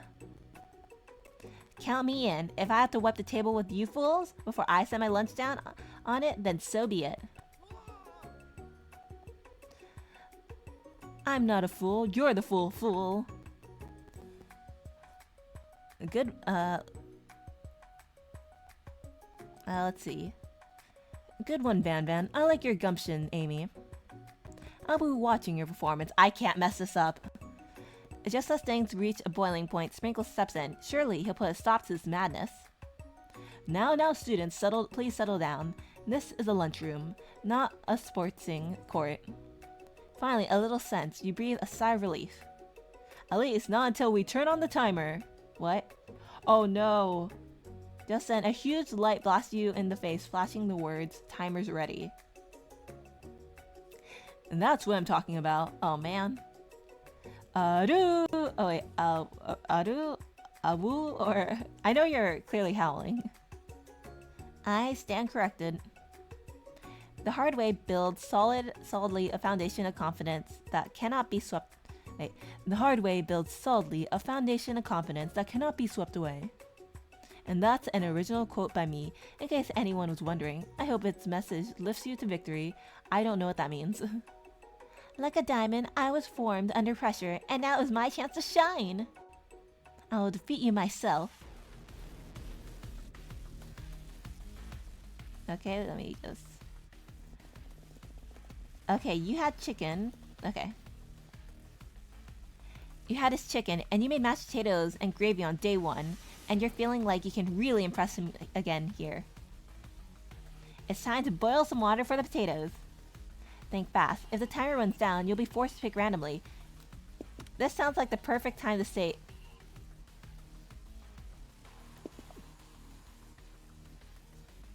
I don't think there's a saving in this game. Oh man. Okay, I have to pick... Okay, I have to choose the correct options. Okay, what temperature does water boil at? Fahrenheit, Celsius. Fahrenheit. Damn it! That's wrong. What were you thinking? Get your head in the game. You're going to need to season the chicken before you cook it. You don't know Colonel Sanders' recipe exactly, but you have an idea. How many spices did he use? 11. That's right. You might not know all the spices yet, ingredients, but at least you're headed in the right direction. Tail wagging intensifies. Aww. Now that you got some basic steps going, it's time to elevate your craft. What state of mind offers the most flavor? Vigilance, trust, gratitude? Trust. Damn it. I don't know what this is talking about. I'm gonna freaking fail this. I'm begging you to get together. Get it? I'm a dog. It's never the wrong time for some dog jokes. Oh, that's what you mean. Next question. Your classmates are rooting for you, but Ashley is simply stronger and faster than you. You'd better pick up the pace if you want to survive. When you were a child, your father told you to never forget where you came from. Every day, you meditated on his advice and draw energy from that place. Now would be a great time to harness energy, so where does it come from? Small town. That's right, this is your shot, and you're not going to miss it. Aru, Aro. Oh wait, Aro, wait. I know you're howling. You try to shut out the noise of the arena and focus on your cooking. What is sound of success? Silence, sizzling, bubbling, sizzling. Man. Don't make me get the spray bottle. Is this the end? Yep. Ah, man. Game over. Okay, let's try again. Okay, I'm so glad they have a little, you know, save point or whatever.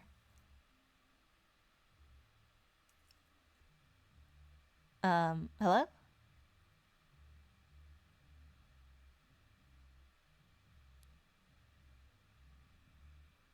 I know we disappointed him, frick. Okay. I just have to... We're gonna try this one more time. Let's go. I mean, it is an image. Who knows? Maybe if we tasted the image, it might taste good. Okay.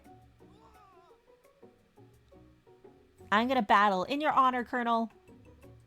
Let's go. Can we just remove the timer?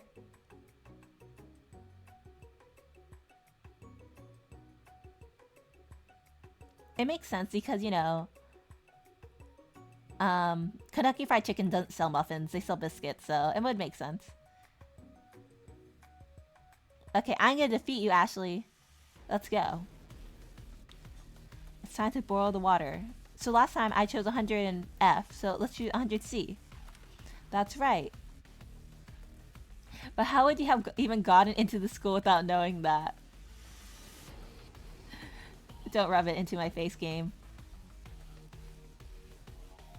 No, don't lick the screen. Make sure it's clean before you try. Winner gets to rub my fur belly. Let that entice offer motivate you. Okay. It's 11 spices.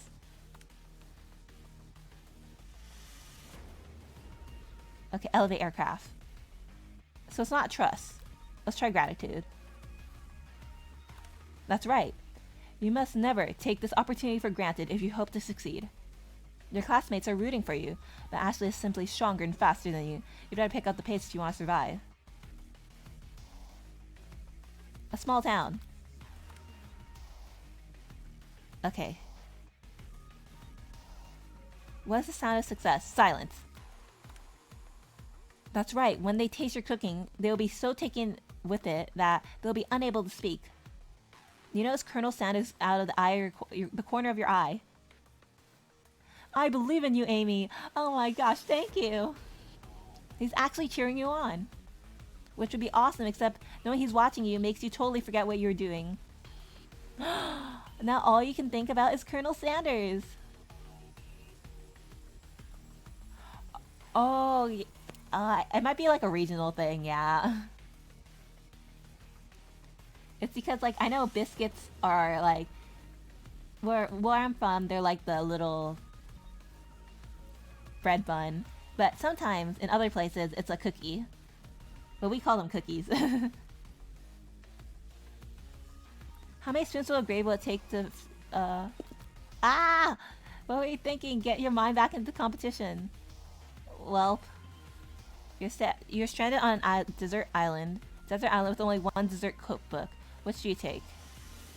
What a hunk, man! I know, right? No! You know what? Shouldn't you be focused on the challenge? You're falling behind. Sorry.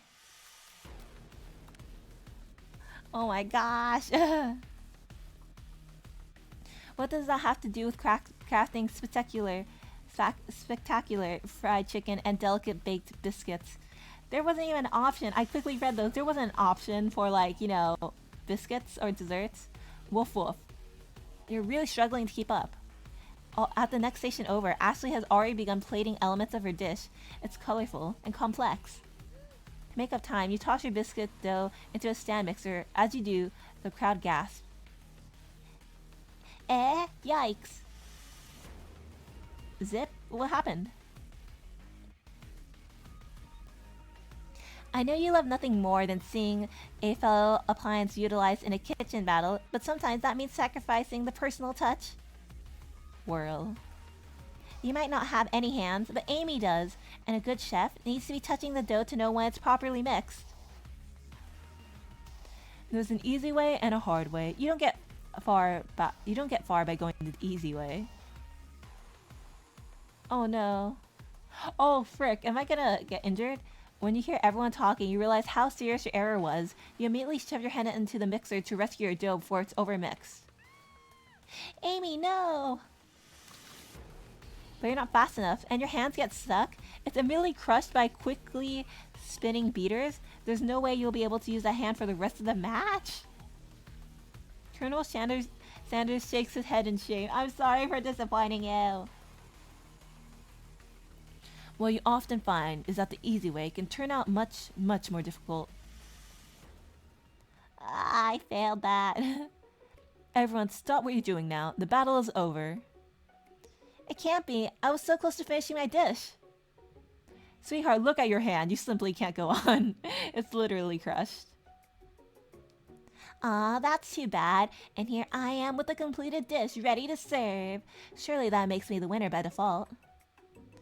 No. It wouldn't be fair to compare the two on account of Amy's injury. You see Sprinkles begin to lick his doggy chops as he locks onto the dish. But I suppose I should at least tell it. But I suppose you should at least tell us what you prepared. Well, because I'm the sweetest, I skipped straight to dessert.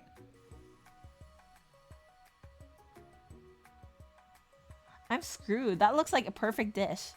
Under this white chocolate dome, you'll find a wide array of delights, taking you on a journey of flavor that tastes good and tells a story of excellence. I was going to ask Amy to do the honors, but since you're injured, I'm afraid pouring this creamer of delicate hot chocolate sauce might be too difficult. Dang, that's like that's like something that deserves to go on like a cooking show, man. I thought we were just making fast food. Colonel Sanders, if you wouldn't mind lending me your strong, steady hands. No, get away from my man.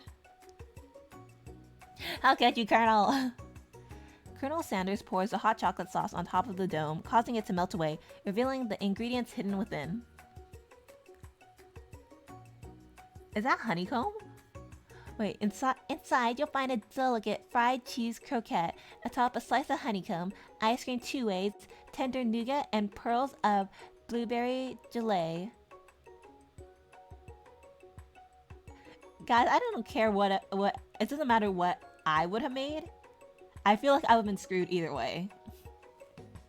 Colonel Sanders seems intrigued, but perhaps not impressed as he dips his finger into the chocolate sauce. Simplicity isn't your strong suit, is it, Ashley? Oh, you, hee hee. As he places a sauce-covered finger into his lips, Ashley leans over and whispers something into his ear. A dab of sauce sticks to his mustache. Oh my gosh. Get away! I can put myself between them. Oh really? Like actual fine dining? Dang, that sounds crazy. But like... why? I mean, like, if you have the opportunity to go to like a fine dining restaurant, why would you choose KFC's fine dining restaurant? You reach out with your apron to wipe the sauce off of his glistening face. Colonel Sanders recoils and brushes you back. Oh, I'm sorry. This goatee isn't just a fashion statement, it's also functional. I was saving that flavor for later.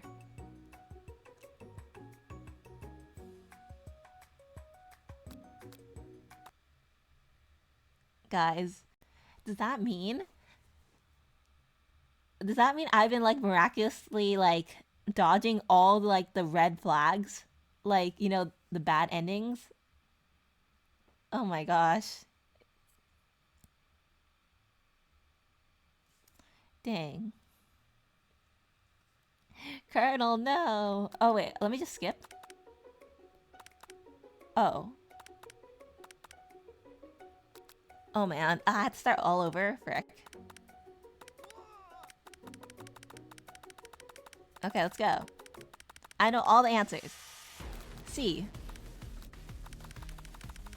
11. Gratitude. Small town. Silence.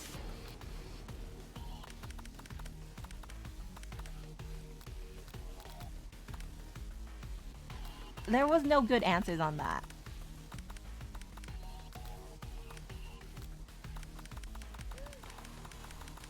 And I injured my hand, so I just had to avoid touching Colonel Sanders. Internalize the rage you feel. Your rage burns so intensely within your eyes that they burst into flames. The flames cause your eyebrows to catch fire and turn to ash, and they fall off of your face, which means people will have a hard time understanding your emotions for the rest of the semester. perhaps forever. No more eyebrows? I mean, if you look at my model, I only have one eyebrow. I mean, the other one's like hidden. I'm not sure if you can see by my hair, but yeah. Embarrassed and ashamed by your poor performance, not to mention your crispy fried brow, you turn for the quad to be alone. The beautiful weather feels like an insult inside of you. A storm rages. It's Colonel Sanders. He's probably here to tell you that he and Ashley are in love and have decided to get married. Man. Don't disappoint me, man. And he won't even ask you to cater his wedding because you're a terrible chef and an awful person. You try to hide from him, but he approaches you directly. I know you're hurting right now. Not just from the devastating loss, but from that run-in with the mixer and that small fire. We should get that checked out. I'm fine. Can't you just leave me alone? I'm a loser. I'm not fit to fill your fryer. I'll never be a master chef. Failure is a part of life, not just for you, but for all of us. Do you think I've never failed at anything before? I don't know, you seem pretty perfect to me, man. Besides your weird tendencies sometimes. That's exactly what I think. Well then, think again. I wasn't always the man you see before you, enrolled in culinary school, incredibly handsome, successful, motivated. Well, handsome, sure. I was born that way. Were you born with a goatee on your face or something? But I've walked other paths and arrived at dead ends. I was passionate about life, but I failed as an obstetrician? What's that? I was passionate about justice, but I failed as a lawyer. I was passionate about livestock, but I even failed as a mule handler. That one was especially humiliating. Mules can be so cruel. I mean, you're right, he did fail in that aspect. But he's dead, so I don't think it really matters. I lost my business partner to a gunfight. What? I didn't know. People see my delicate ribbon tie and my well-kept beard and assume that I've got it all together. Which is true now, but it hasn't always been. Sounds like this guy could really use a hug. I resolved then that I was going to amount to something. No amount of hours, labor, or money would deter me from giving the best I had to give. As Colonel Sanders changes focus, you can see something ignite inside of him, a burning passion. One has to remember that every failure can be a stepping stone to something better. My new dream is pure, it's honest, it's something that a humble man in a crisp white suit can be proud of. I will create a new chain of chicken restaurants that will bring joy to the entire world and make up for my past misdeeds. Yay! What are you doing here, Pop? Go away. Just as your moment grows intimate, you're interrupted by a threatening, shadowy presence. Battle scarred from the night before, you prepare for the worst. It's a spork monster? Not again. Oh man, not more loud music. Gorko, the spork monster, is here to fight a hero. Is anyone else feeling a bit of deja vu? Another one? I'm sorry, Gorko, but I could swear we already battled you last night. No, last night it was Borko. This is Gorko. Yeah, that was Borko, my twin, and I, Gorko, am here to avenge him. Are you stronger than Borko? Well, we're twins, so no, not really. We're pretty much exactly equal in every way. Why do you ask? Time to use student loan debt of destruction. Colonel Sanders smirks. He's already on the same page as you. It's just that we beat Borko pretty easily, so I don't think you have much of a chance. Not to mention, I feel really guilty about it. If I could take it back, I would. I think what Amy is saying is, can't we just be friends? Life's too short for making enemies. I suppose we really don't need a fight. It's just that I've got these pointy teeth and claws. All the better for enjoying tasty foods, Surely you like to eat, don't we all? Of course I do. Inspiration strikes, and you come up with a quick idea. Chomp on this. See, a biscuit. You toss the biscuit into Gorko's open mouth, and he devours it in one gulp. Delicious. You're much nicer than the evil student who once upon a time turned me into this creature who stands here today. I don't believe it. You were human once? Well, no, I was a Chihuahua, but I was still a student at the school. Until one day, some mean kids with a magic spellbook cast a dark enchantment on me, and I was forever transformed. A magic spellbook? Oh, is that what Ashley and Van Van were doing earlier, then?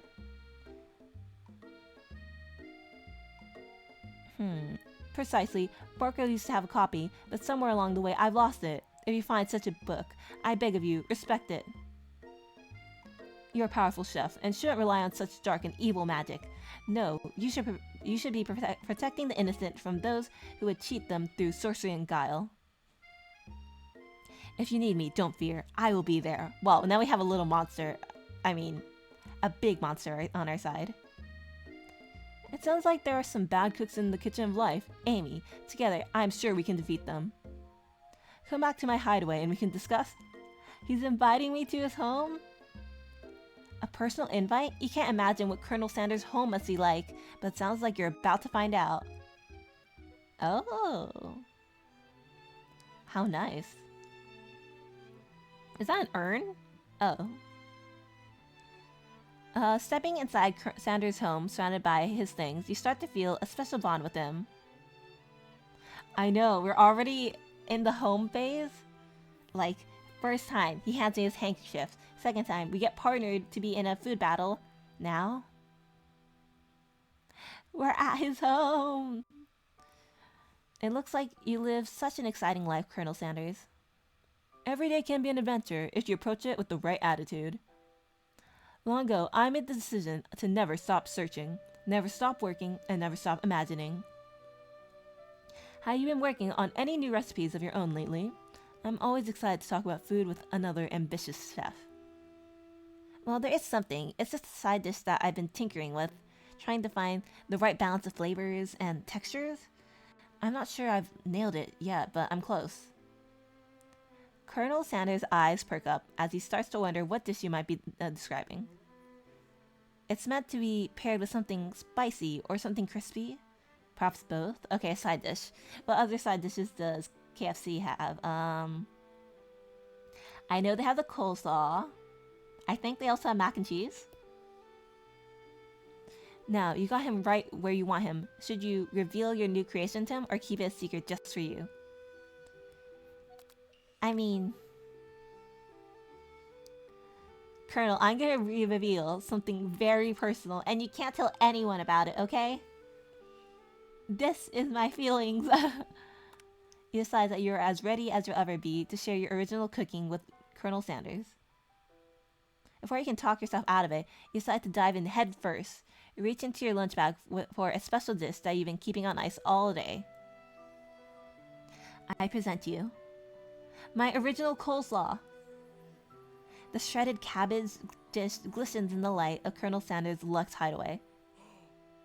Magnificent. Together, you chow down on the creamy slaw until just a spoonful remains in the bowl. Do you mind if I hold on to the last bite? I'd like to have it around so that I can admire its taste later and think back on this moment. Of course, man. You could offer to make him some more, but he seems like a very sentimental kind of guy. Sure, why not? Please make yourself comfortable. I'll be back in just a moment. You realize that now would be the perfect time to do some snooping. Around the room are various items that you can look closer at. Each item seems to radiate memories and emotions. Tap on an item to discover more about the Colonel. Look at this chicken. You notice a very realistic stuffed chicken sitting on a corner table. When you pick it up, you realize it isn't just realistic, it's real. Wait, what? Taxidermy must have been important to Colonel Sanders when it was alive. A little note clipped to the chicken's foot reads, "The true state bird of the great state of Kentucky." Tap on an item, okay? Let's see what this urn's about. You take a closer look at a large urn sitting on a nearby pedestal. There's a plaque on it. It's dusty, but when you wipe it off, you can read the inscription. It says, "Here lies the ashes of all my past careers and business failures." Poor guy. Wait, it's not a person? I mean, it would be weird to hold it, but... Okay, let's try this... What's on the table? Oh, it's his hair! A lock of silver hair is woven through the teeth of the comb. Upon further inspection, you realize that the hair therein isn't just silvery in color, it's actually made of spun silver? How rich are you? Oh, he opened the door. But I still want to look at everything else first. You gaze out the window across the vast lake and mountain range beyond. Just then the ghost of student pops up. Are you thinking about heading out into the world on a quest to avenge my death? Not really. Wait, what? I never even learned your name. Why would I avenge you? I could just tell you my name right now. It's... Can't you see I'm in the middle of something? You open the window... You open the window a crack, and the ghost of student is swept out with a breeze. Let's see these pictures. Oh my god, he really was born with a goatee and a mustache. An adorable little baby boy crawls all across the floor. From the goatee and mustache combo he sports, you figure that this must be Colonel Sanders himself. That, or maybe it's the drumstick that he seems to be waving like a rattle. Who frames a baby picture of them just themselves? Probably the same type of person who would make their own face the logo of the company they founded, am I right? Looks at the logo of KFC, literally just his face. Benjamin Button? Wait, let me search up who that is. One moment. Benjamin Button.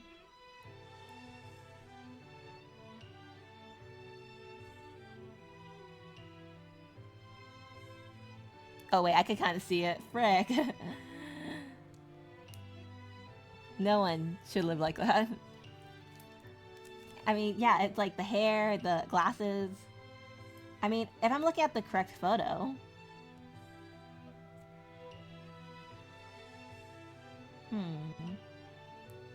Damn.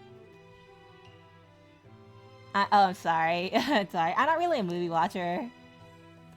Okay, let me take a drink of water.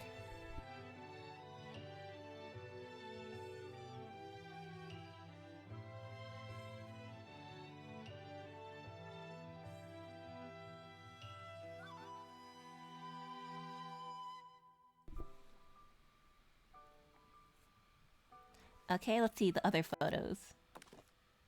The photo appears to be Colonel Sanders, except he's an old man visiting the pyramids of Egypt? Oh, that must be from the future. Maybe this is where he discovered one of his secret herbs and spices? And one of these picture frames shows an old man who looks a bit like Colonel Sanders, standing with a friend. They hold fried chicken drumsticks and appear to be cheersing them. You look closely and see that there's a short inscription. I wonder who my friend Pete is. Oh, what's this? Oh, a candle. A scented candle. You pick it up and try to identify the smell. Power tool? What? Freshly starched collar? Piece of wood floating in a lake. Summer 69? Ah, nice. No, it's one of the secret recipe ingredients. It's blank. Oh. Oh, we learned another secret ingredient. That's perfect. Okay, let's see over here. This must be where he keeps the secret recipe. You think for a moment, what number is important to Colonel Sanders? Then it dawns on you. As soon as you turn the dial to 111111, the safe opens. Inside it you find a single note. What's special about 111111? Can chicken be prepared sashimi styled? No. No, you are gonna kill someone with that. They're gonna get salmonella and you get sued to heck. Any other things? I think we're good. So let's click on the door. You open the door to Colonel Sanders' closet and find a roll of his signature white suits hanging within. You take one off its hanger and try it on. Ah, the jacket is a bit big for you, but soft and comfortable. You give yourself a deep hug, breathing in its scent. They say that home is where the heart is. Is this what they meant? Before you can look any further, you hear Colonel Sanders returning. He has a new dish that he has been working on, and he wants you to taste it. You try to act casual until he asks you why you're wearing his jacket. 'Cause you're cool. Medium rare chicken? Oh my gosh, that can't be safe. Well, I hope they didn't get too much of a stomachache or a parasite or whatever from it. I don't usually loan those out, but I must say, it does look good on you. He says I look good in his clothes. Oh. Oh crap, the jacket. You forgot to take it off. You decide that now is your moment and make a big move. You tell him you're cold, or you fess up and tell the truth. I was just cold, and I needed, a jacket, even though there's literally a fire right there. I'm sorry, I can't. I don't think I could actually confess right now. I mean, I could, but I feel embarrassed.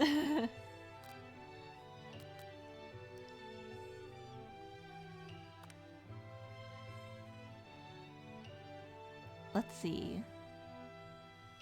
I'm sorry, I didn't mean to intrude. I just got a little cold and thought this might warm me up. Colonel Sanders smiles and scoots close to the fireplace. It's warm by the fire. Why don't you come a little closer? Oh. Suddenly, everything feels like it's moving too fast. Final exams are tomorrow. You should be thinking about what you're going to cook. I should be home studying. Overwhelmed, you take off the jacket and run for the door. But the thought of leaving Colonel in the midst of such an emotional breakthrough gives you pause. You stop yourself. Colonel? Yes, Amy. I honestly think this may be the beginning of something wonderful. I think you're right. We should take things slow. He acknowledges it. Is he acknowledging our relationship as in lovers? Or our relationship as in chefs? You talk late into the night and drift off into a slumber. We're sleeping over at his house? Dream sequence. Zzz. And everyone's sleeping. Oh, I'm sleeping. You awake to a beautiful morning in Colonel Sanders' hideaway. Did you make the right decision on how to respond to Colonel Sanders? Only time will truly tell. Today is a day that could change the rest of your life. The final day. Let's go. You think about the new secret ingredient you just learned about. Blank.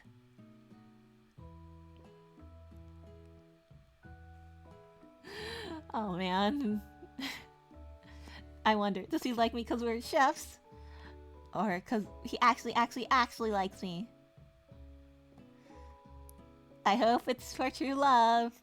I mean, then again, I kept saying that I love him, but I also like his future riches as the CEO of KFC, so maybe we could use each other. Yeah, it's a situationship. Frick.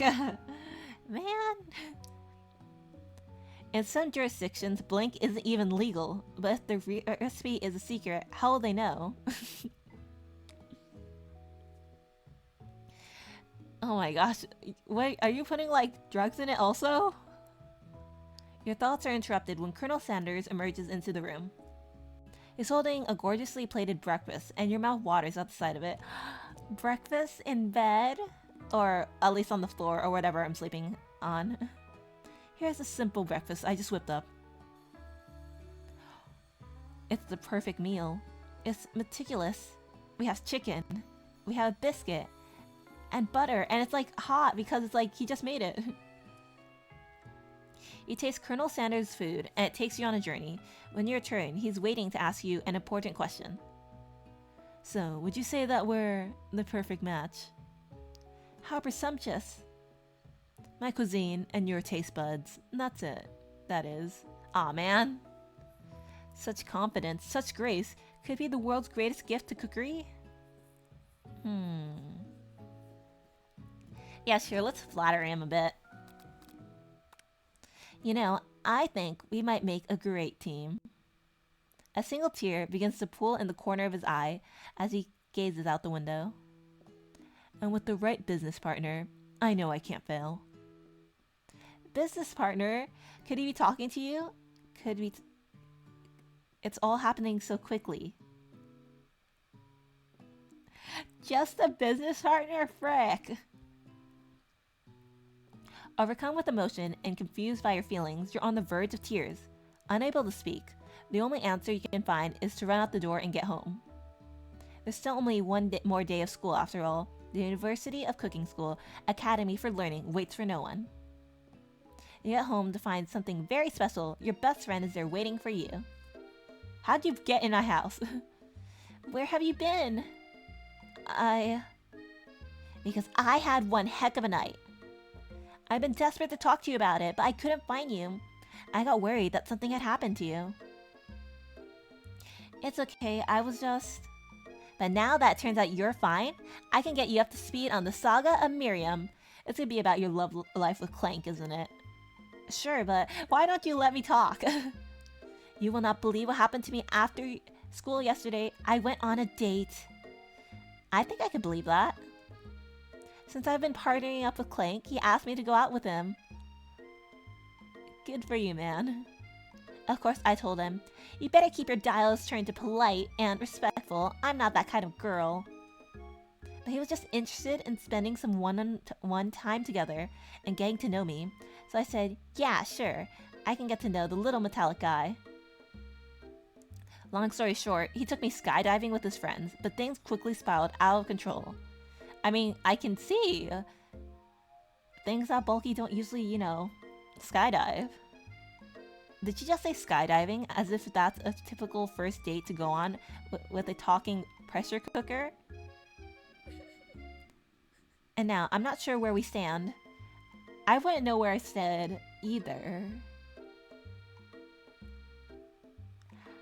How many... Okay, I would never take anyone on a date like skydiving. That's crazy. You could, potentially die if you're not careful. Especially on a first date, too. You don't give Miriam time to tell her whole story. However, bottling up the details of your own night is just too much to bear. And I went on a date, too, back to Colonel Sanders' house, where I spent the night with him. You what? Nothing happened. But the emotional connection, wowzers. I mean, your heart will be beating on a date like that. But I'll be screaming my head off because of how scared I am. Ah, my stomach. Let me just take another water sip thing.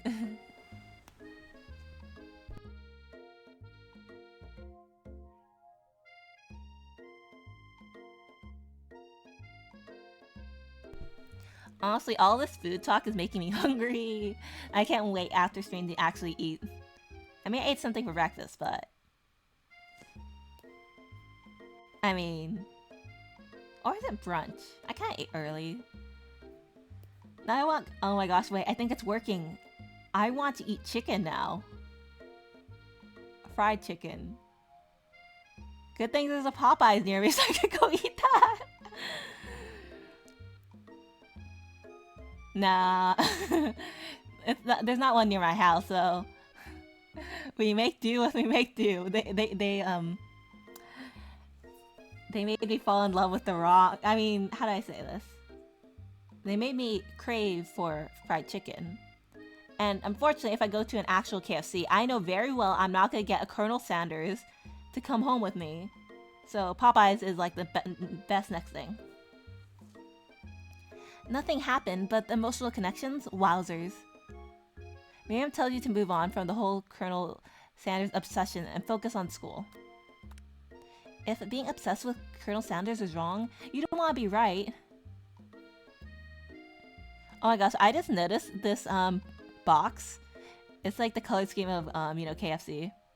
After a short argument, you both agreed to go your separate ways. What is the Popeyes mascot, actually? I mean, all I know is Popeyes is orange. Do they have a mascot? Let me check. Popeye mascot.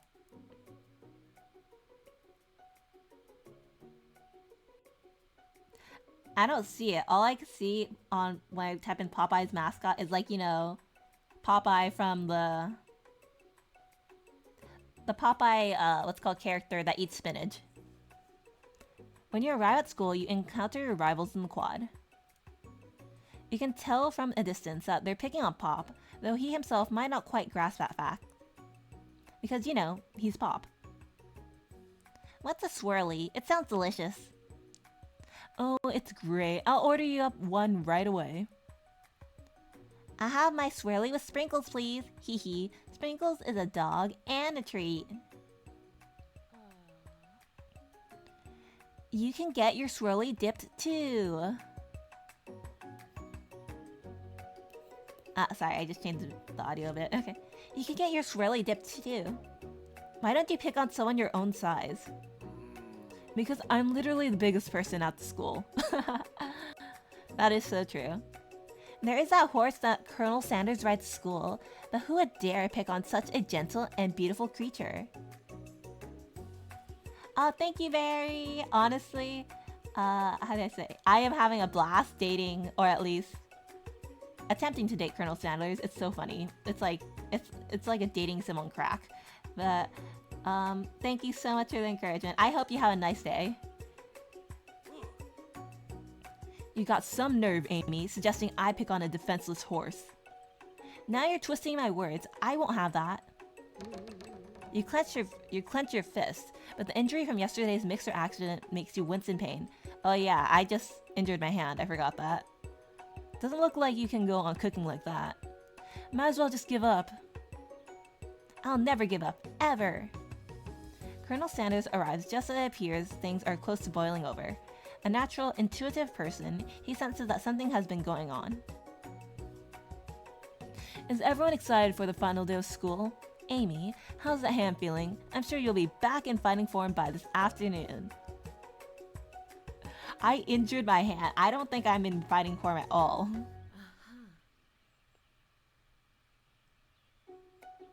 Oh yeah, so basically, okay, this sounds crazy, but in the yesterday of this game's world, I was in an intense battle, like a food battle, and basically I was cooking chicken and biscuits, and basically everyone's like, oh my god, I can't believe Amy is using the mixer to mix her dough, and I was like, oh, and everyone's like, that's the easy way out in the game. So my character put their hand in the mixer, and that's just dumb, and injured my hand. I don't know. What does it really matter whether it's hand tossed or like mixed by a machine? I can't believe my character didn't even think about turning off the mixer either. Aren't you concerned about my hands, Colonel? Yesterday I almost broke a nail winning so hard. Technically, I don't believe a winner was decided, but your presentation was quite impressive. You're so right. You know, this school is like, I'm taking this culinary school, and it's like a 3-day semester. So like, and I'm already on the third day of the school, and I'm about to get my diploma if I pass, of course. So like, I don't even think the school is like an official school either. Like, who gets a diploma after 3 days of studying, man? I don't know. Is that how cooking schools are in real life? What is he doing complimenting her? But what about the flavor of my delicate, warm, gooey chocolate sauce? Yeah, it's crazy. Like, one of my classmates died because he ate poisonous octopus dish, and another, like, my teacher is literally a talking dog. It's wild. It was clear that you're passionate about how your food is received. That's a lot of words to say. It was bland. Excuse me, Amy. I am more than capable enough to speak for myself. Maybe you could tell me more of your thoughts as we walk into class, Colonel. I'm always interested in discussing the fine art of fine foods. See you inside, Amy. Ashley. Annoyed by Colonel Sanders' inability to see Ashley for who you know she really is, you walk across the quad to get some distance. In an attempt to distance yourself from how slighted you feel by that interaction with Ashley, you take out the spellbook you recovered yesterday and start flipping through the pages. Whoa, that's the book? It looks like bad news. Oh yeah, you should definitely try this game. It's crazy. Very funny, but it's wild. Like, I can't believe KFC. This was actually made by like the official like KFC brand. They actually made a dating sim where you could date Colonel Sanders. You should definitely try it out. And it's free on Steam too. So yeah. It's just something I found lying around. It would appear to be some sort of grimoire, but I don't really believe in that magic stuff. A grimoire? Like a book of spells? I don't know. Who would spend so much time decorating a magic book if it weren't really powerful? I can think of one surefire way to find out. Oh my gosh. Oh my, did you know? Okay, so like, first Disney made that game, Twisted Wonderland. All the anime boys, I mean, all the fairy tales become anime boys and stuff. Or like, you know, the villains. And they're hot. Oh my gosh, I remember when that came out, I was so excited. And now the anime is coming out soon. I can't wait to watch it. It seems like the West is really embracing anime. And as someone that loves anime and anime adjacent stuff, that's a win in my book.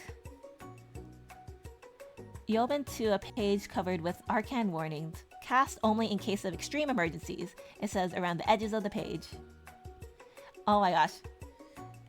The more anime men they create, the more I could put in my harem, and the bigger it gets, and I have more people to date, and it'll be awesome.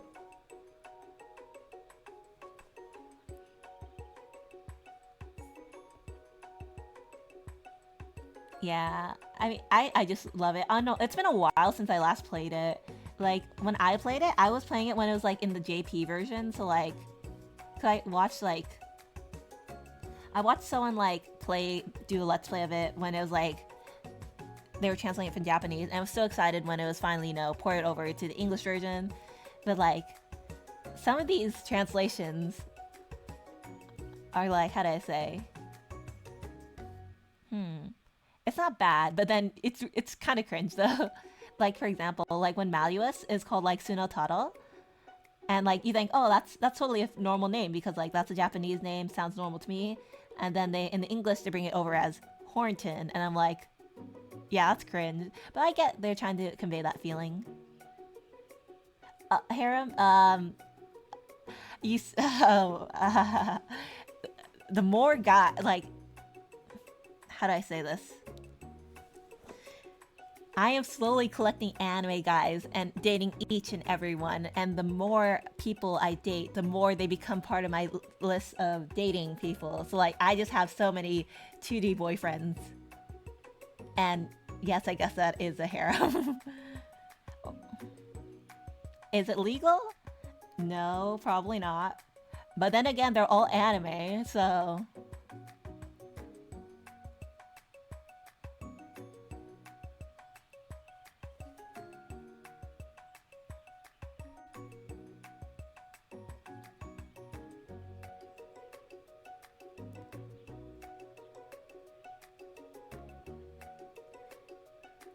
Okay, oh, definitely it can be bad. That means when I rant about the fun, well-written stories, I have to preface it by saying it's Disney anime boy villains, and I have to just explain that instead. Oh, I see. I'm thinking. I don't know, I'm kind of just lost in thought right now. That's always nice to see. Oh wait, wait, are you saying that when you tell someone that's not like a weeb, you have to explain the anime boy concept first before the actual stories and stuff? Because yeah, but then again, all my friends are weebs, so I don't really have to explain it. And we just all enjoy like 2D anime men, and like, Disney creates 2D anime men, and like we just understand because we all love 2D anime men. Okay, let's continue the game. I see. This is what happens when you have normal friends. But one day, anime will take over the world. No, it's okay, you're good. It's always nice to talk about these types of stuff. But yeah, honestly, I do wish things were more anime, kind of, because I'm just much more engaged in things that are anime rather than, I don't know, live action. Because I'm like, I don't know, cartoons are, like, animated is much more fun to indulge in and stuff. But anyways, let's continue. I could use a spell here that says it will erase anyone I choose from all of my memories. If I scrub out Colonel Sanders, it will probably help me focus better on the upcoming final exam. Wait a minute, but that's bad, then I won't remember him. And if I don't remember Colonel Sanders, how am I gonna date him? Okay, bye Barry, have a nice day. That is way drastic. Couldn't you do something else, like anything else not rooted in dark magic? Maybe tie a string around your finger. Okay, fine. It is drastic, but desperate times call for desperate measures. You got a memory erasing spell sitting right in front of you, and a pretty good excuse to try it out. I'm not gonna do it. I could do it. Because, you know why? The memories of Colonel Sanders, all the time we spent together, those experiences will surely help the flavor of my cooking. Because I love Colonel Sanders. And that will be translated in the message of my cooking. And I hope when Colonel Sanders tries my cooking, he sees that message and then we fall in love and we date and stuff like that. Don't do it. You take your friend's advice and put the book away. It's almost time for class. Sprinkles is already in the room, waiting for the students to arrive. He clears his voice to make a quick announcement. I want you all to know I feel something of a dog moment coming on, but I assure you, it's nothing to be afraid of. Are you gonna bark? His cute little nose trunches up and he begins to breathe quickly. He must be hungry. Reach for some old homework to give him as a snack. Or dogs can be unpredictable, especially Sprinkles. Wait to see what happens. Okay, I'm just gonna wait because he might get mad at me for acting. Sprinkles stops in his tracks. He focuses in on the window. The room is deadly silent. When you follow his gaze, you see a tiny orange squirrel perched on the cherry tree outside. Sprinkles turns feral and runs to the window of the classroom. He begins barking uncontrollably at the squirrel outside. Terrence, I told you to never come back here. Terrence, I will destroy you. Terrence! You have beef with the squirrel. But it's cute because you're a dog. Sprinkles is barking fiercely, drool flying off of his face. The squirrel looks over, but he doesn't say anything back. You wonder, is that even a talking squirrel? Who named him Terrence? You better not show your chubby cheeks around here ever again. Damn, that's a wild statement. After Sprinkles is satisfied that his presence has been felt by not only Terrence, but any other squirrel in hearing distance, he returns to his professional tone. Professorial tone, I mean. I apologize for the outburst. This actually brings up an important point.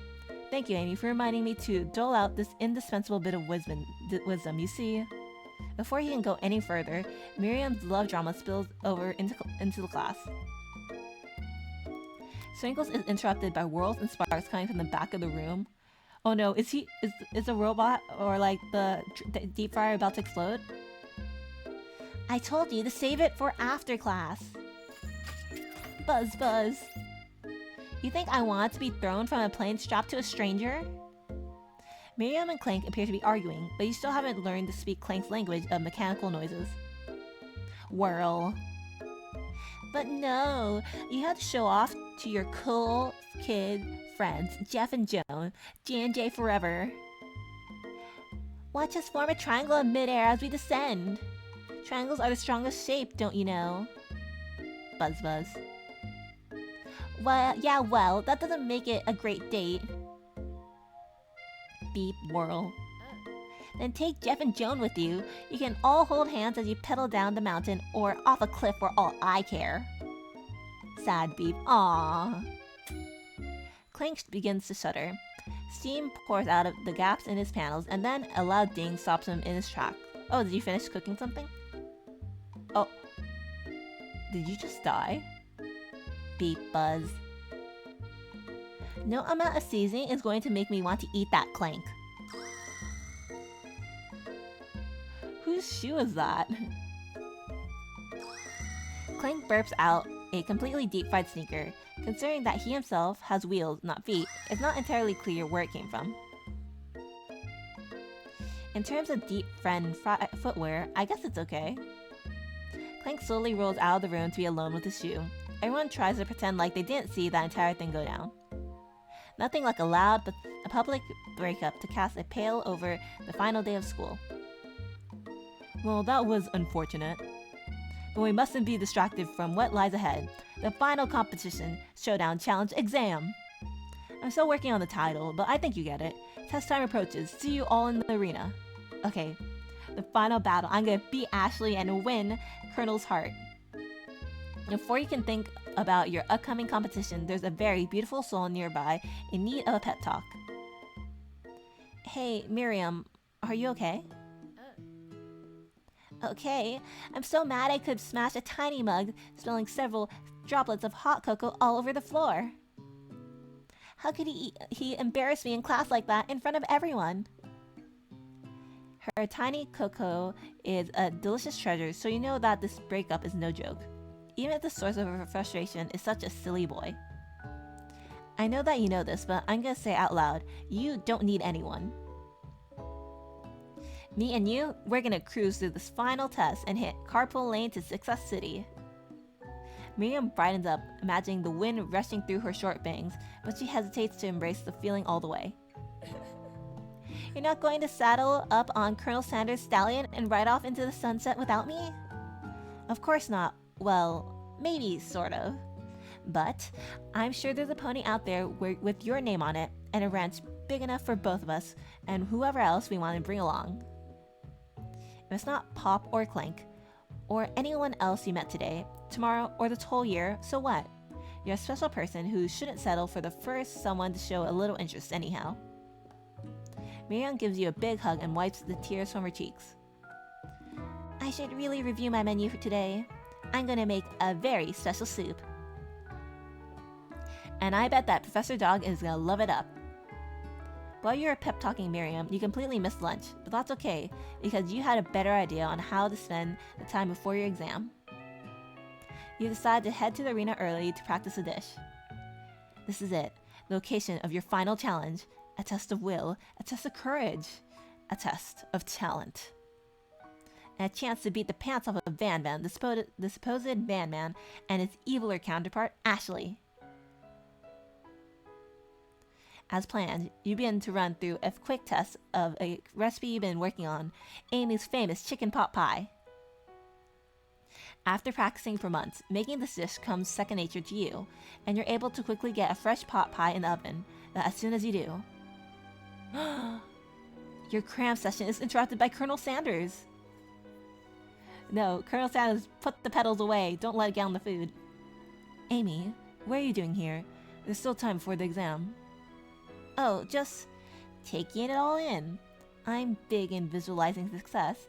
I'm looking at my station and picturing a victory. The pot pie has begun to bake, and smell is slowly filling the space around you. Visualizing, huh? That's too bad. I was hoping you were here cooking something delicious. Oh no, it's there. You'd usually happily share your food with anyone who's hungry, but the last time you let Colonel Sanders get in your head, it cost you a cook-off. You decide that it's time to put your cooking above your romantic desires, but that decision gets hard to stick to when the oven timer goes off behind you. Ignore it like there's no sound at all, or fess up about your practice dish. I'm gonna fess up, but I'm not gonna let you try it, okay? It's my dish. And it's the dish I'm gonna win with. Okay, you got me. I'm doing a little bit more than visualizing. I know, my nose can smell a pot pie from 400 yards. That's an oddly specific distance, but you'd expect nothing less from such an oddly specific man. You knew it was pot pie just from the smell? Not just a pot pie, but a chicken pot pie with an all butter crust. And my nose is telling me something else. Oh no, is it burning? Haha, no. I can smell that was made with a heaping helping of TLC. What? Well, it'll probably start burning any... Oh, tender love and care, probably. It'll probably start burning any second if you don't pull it out. The moment of truth. Wow, look at that. Dang.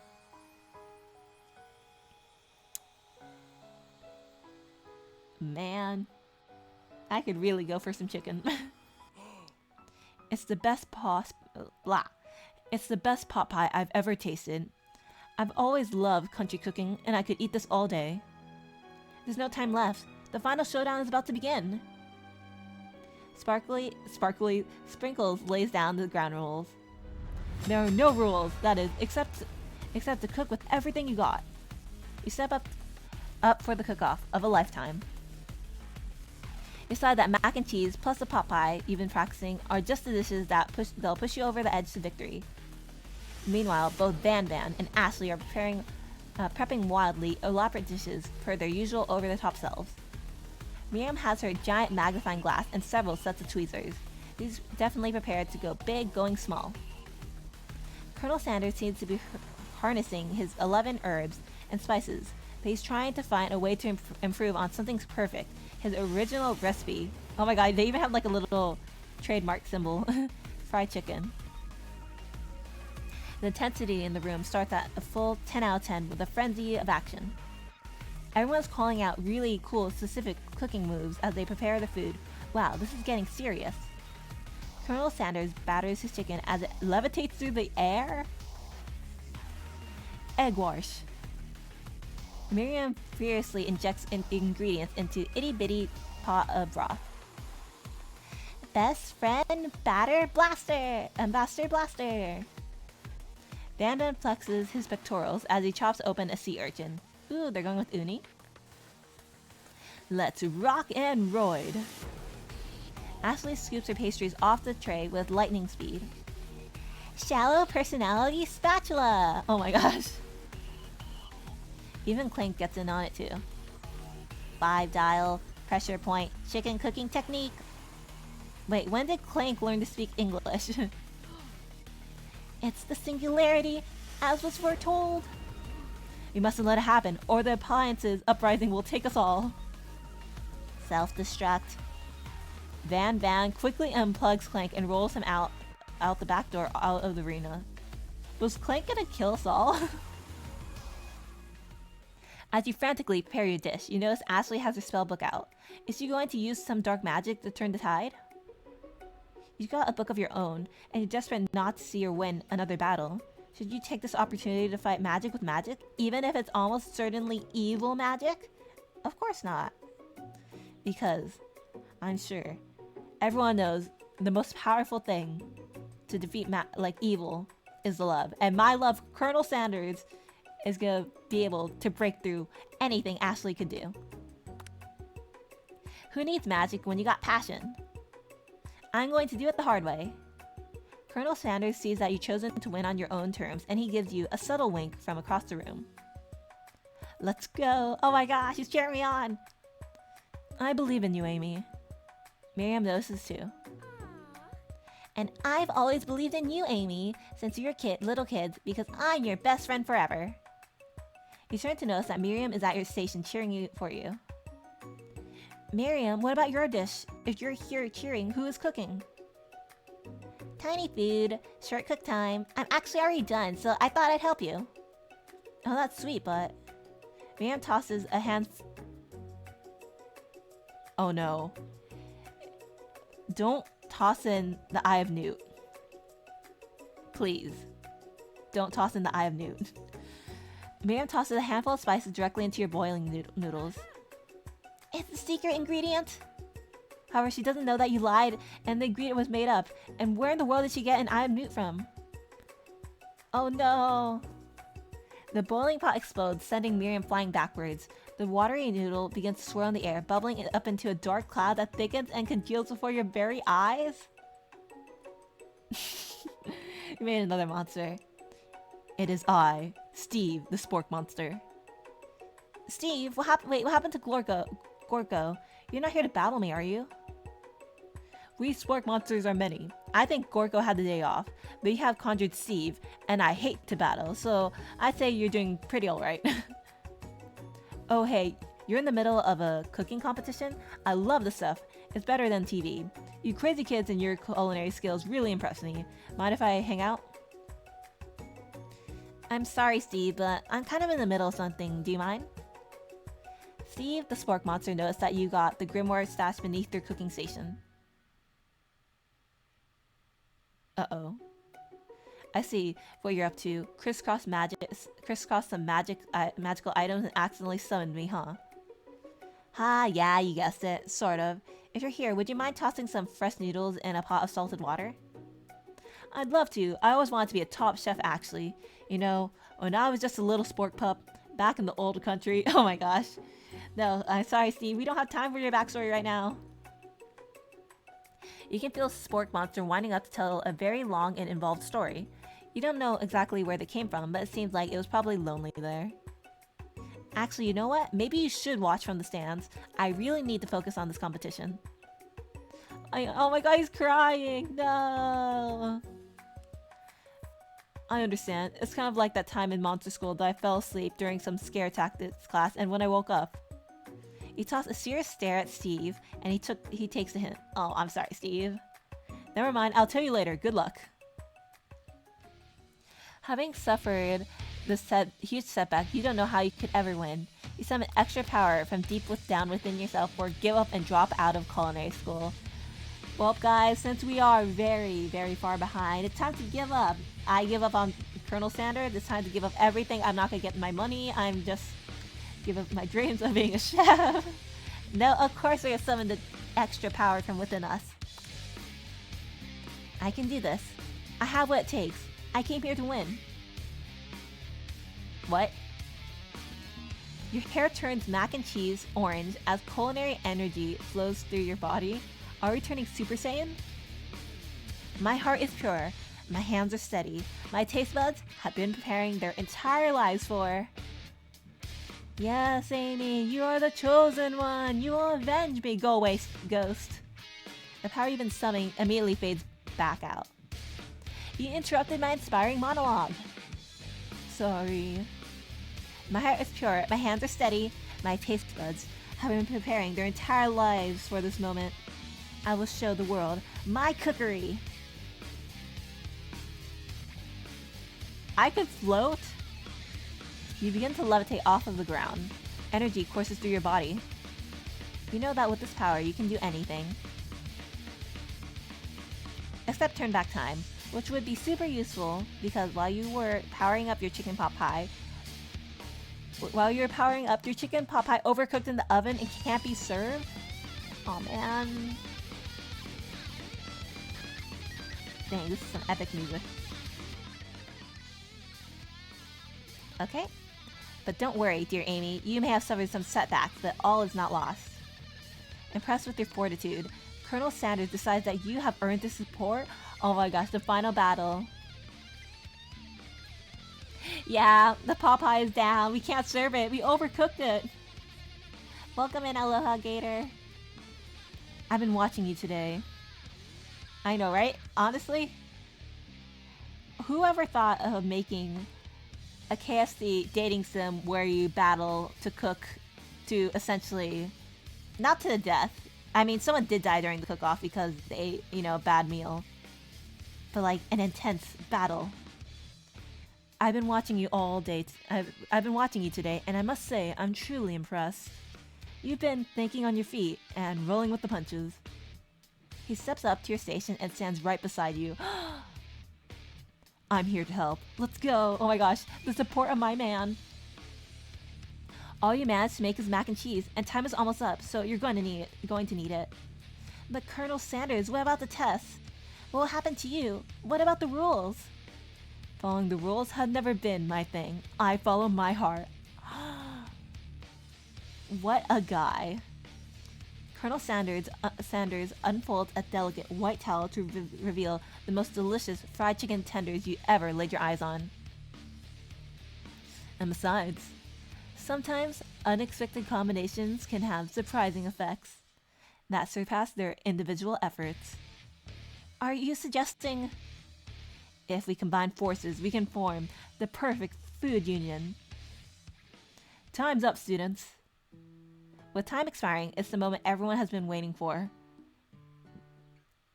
Are we gonna make a combo? You must now prepare to present your dish. A handful of students stand tall, but the class seems incomplete. Let's see. It seems we're missing some students. Pop, Clank. From off screen, you hear a pure and innocent giggle that can only come from one student. Hee hee hee, I'm flying. It sounds like it's coming from that broom closet over there. Miriam, would you mind? Inside the closet, you see Pop hanging on a broom hook by the elastics of his underpants. Pop, get down from there right now. Let me guess, did Van have something to do with this? When someone asks for a wedgie, who am I to refuse?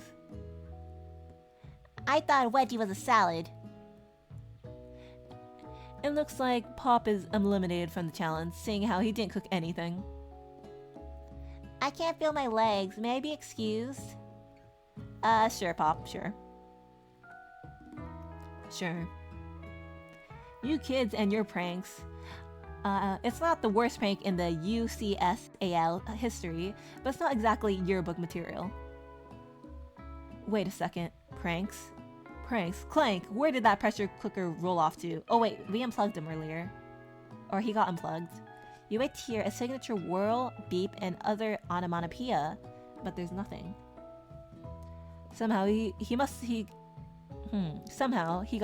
must have gotten unplugged, I guess. We'll have to figure that out later.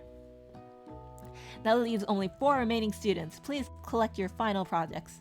There's only 4 of us here? Yes, it has been a long semester. Wow, 3 whole days long. After days of hard work, a time has come for me to eat. Miriam, please step forward. Now describe your dish. I've made... Oh my gosh, it's so small! Tender udon noodles and a savory soup. My word, it's so delicate. Is that a teeny tiny Naruto maki I spy afloat in this itsy bitsy bowl? Yes, chef. Please, call me Sprinkles. Chef is my father's name. Yes, Sprinkles, and some green tea made from baby tea leaves that I picked myself. Sprinkles carefully sniffs around the dish before opening his mouth and letting just the tip of his pink dog tongue dip into the bowl. Sublime. Would anyone else like a taste? Are we able to? It was so small. Oh, come on. I'm not one of those dogs who doesn't floss. I even have a really cute electric toothbrush for dogs. Fine, I'll enjoy it all by myself. I mean, if it was bigger, maybe, but... Tiny food, tiny portions, for such a good, tiny dog. And in a flash, the entire meal has been devoured. Not that it took much. It was less than a thimble's worth of soup. A+. Rarely do I taste a dish with as much love poured into it as yours. Miriam is overjoyed. She gives you a huge hug. Thank you, Amy, for helping me believe in myself. Van, you're up. Now, describe your dish. I mean... Wow! Is that scallop? Okay. Uni over smooth egg custard and an axe-hued urchin shell topped with caviar. Damn, that's fancy. I want to try that. Did you skewer one type of urchin with spines from a second, different colored type of urchin? Yes, Sprinkles. A bit much, don't you think? Oh, that's exactly why I did it. A bit much is kind of my brand. Doesn't it look cool? Sprinkles leans in to sniff the uni, but he can't get his nose close on account of all the spikes. He begins to paw at it erratically, causing the custard to slosh around. Woof woof. Please be gentle to my cuisine. Grrr. Wow, this is total dog behavior. Sprinkles finally goes all in, tongue first, but he can't get past all the spikes. He reels back as his tongue is poked and prodded. Aw, poor dog. Yeah, it's my tongue. The professor appears to be having an allergic reaction to the sting. Oh no, don't die, dog. I can't eat this. It keeps poking my tongue. Disqualified. A stunning turn of events. Who would have thought that serving food in a bowl made of needles could make it difficult to eat? Dejected, Van Van does not go gentle into the night. Disqualified for glamour? Don't discount... I'm assuming that says simplicity. This isn't the last you heard of me. Before forcing us to endure his swollen tongue for another moment, Sprinkles graciously laps up a bowl of milk. I know. Yeah, I'm a dog and I drink milk. Get over it. Sometimes it helps calm my agitated tongue. Next student. Ashley, it's time to step up. Now, describe your dish. I made orange blossom Turkish delights in a light rose water syrup topped with French meringue and coated by sugar glass. Oh my gosh, this dessert. It looks perfect. Ashley, do you only know how to make desserts? That actually doesn't sound too bad. Indeed, it's quite delightful. However, I'd ask that you please refrain from eating it or attempting to taste it in any way. It's very fragile and meant to be a display piece. Girl, this is a cooking competition. As long as my food don't taste like trash, I think I should have it in the bag. Don't eat the food at a cooking school? Got toast in your ears or something, Amy? I told you, it's a display piece. Ashley, I must say, it is beautiful. However, this is a cooking competition at a cooking school. Yeah, which is why I cooked it and did an extremely good job cooking it too. I didn't realize that we were having an eating exam. If I wanted to be judged on eating, I'd go to the College of Eating, School for the Hungry. Dots. I suppose you can smell it if you absolutely insisted, but don't breathe too hard. You might disrupt the sugar spiral. If the food cannot be eaten, it cannot be judged. You are disqualified. Rage overtakes Ashley and she finally cannot keep her two-faced routine up. And you wouldn't know high-end cuisine even if it cooked you. And with that, Ashley stormed off to rededicate herself to being the best, but this time without being shackled by trying to be fake nice and liked by everyone. This isn't the last you heard of me either. If this class gets much smaller, I'll be teaching myself. You and Colonel Sanders, the final cook, step up together. Two chefs. What began as a bowl of delicious mac and cheese has become something else. He examines it closely, sniffing and eyeing the bowl. Oh my gosh, wait, I love this combo. Chicken in mac and cheese? How innovated. Uh-oh, I don't have a good feeling about this. From somewhere in the room, a literal drumroll plays. Oh, I hear it. Just when I thought I've seen everything in this kitchen, you give me this. This thing. And completely blow me away. In my 49 dog years of life, I have never tasted anything so delicious and perfectly balanced. It's so delicious, in fact, that everyone passes the class. Everyone? No, you can't do that. Only me and the Colonel. And Miriam, not those other guys. You pass, and you pass, and you get a pass. Everyone gathers around and partakes of the mac and cheese bowl. They all seem to transcend this reality into another dimension. You win! Oh my god, let's go. Together, you and Colonel Sanders have made a new menu item. The new menu item is so impressive, even the Van Van and Ashley are drawn back in by its magnetic fragrance. I know, right? What do you mean everyone wins? No, I cooked this fair and square. I even messed up my main dish and managed to make a turnaround. And you're saying everyone passes? It's like they have no... how do I say? There's no standards. Anyone could get a degree. When they gaze upon your mac and cheese bowl, they admit that you are indeed an excellent chef. Sprinkles declares that you have passed. Everyone has passed. There are supposed to be more battles, but come on. How could they be better than this one? Oh, is this like prom? Now that the school year is complete and everyone has graduated, the students return for one last assignments to get their groove on. The cafeteria has been completely redecorated in order to serve as the site of the school's graduation dance. Compared to the massive high-tech cooking arena, the humble decor seems downright cute and cozy. DJ Dog is in the house! Ow, ow, ow, woo! You know that Sprinkles was a master chef, but also a world-renowned turntablist? Who said you can't teach an old dog new tricks? What are you guys... Okay, I think Ashley's fine, but what are you wearing, Van Van? Van Van and Ashley tell everyone that they've committed themselves to righting the wrongs they did while they were the villains. For a moment, you actually believe them. Not another haunting, and you're still here? No ghosts allowed excuse me. No ghosts allowed at graduation. It's clearly written in the school's bylaws. Oh no, I'm more like, how do I say? It's not necessarily a crop top, it's more like...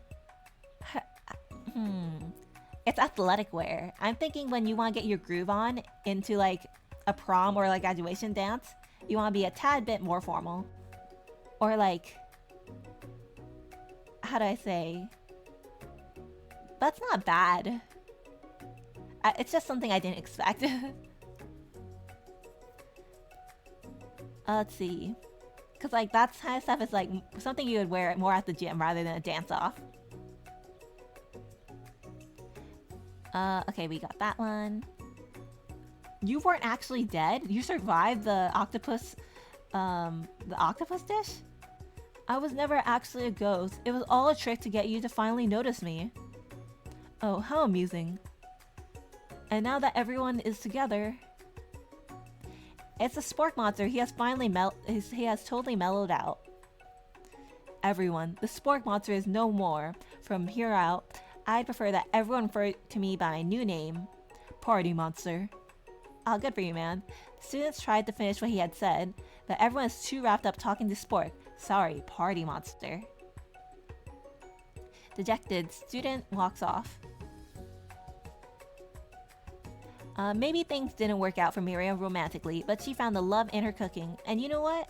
She's gonna do great. Good job for you, Miriam. A red carpet rolls out across the floor of the ballroom. It's like a Hollywood movie premiere. Who could command such an entrance? It's gonna be the Colonel. Oh, never mind. I was excited for no reason. It's Pop. He's arrived late to the dance, but apparently for good reason. Walking to the carpet, you can see a perched atop his dirty chef hat. A crown. Welcome back, Pop. I know you weren't able to complete the final exam and accept your diploma. So we had it mailed directly to your father. You figured it was the least we could do for the school's dean?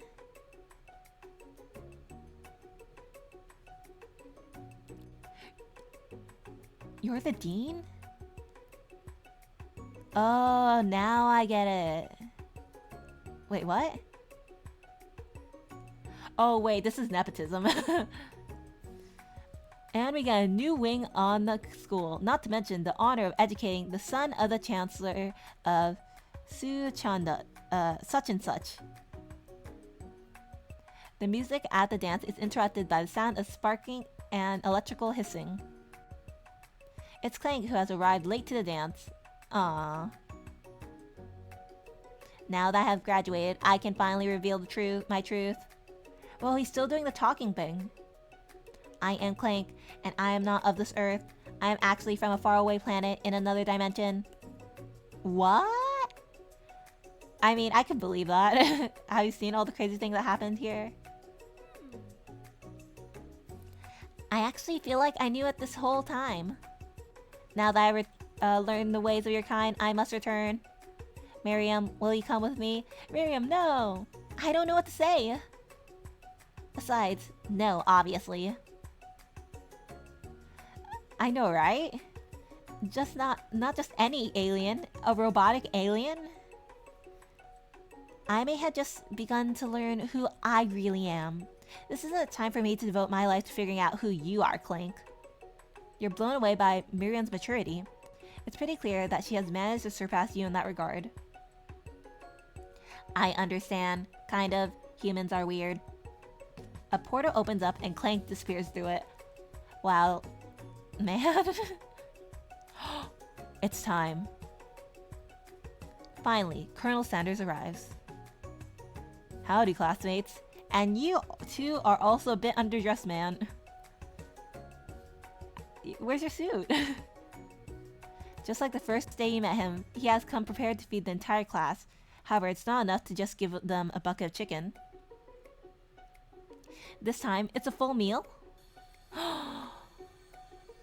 He's giving us the combo. I didn't get to be the most famous chicken man in history of chicken and man by not reminding people to go out and buy my chicken. The end? That's it?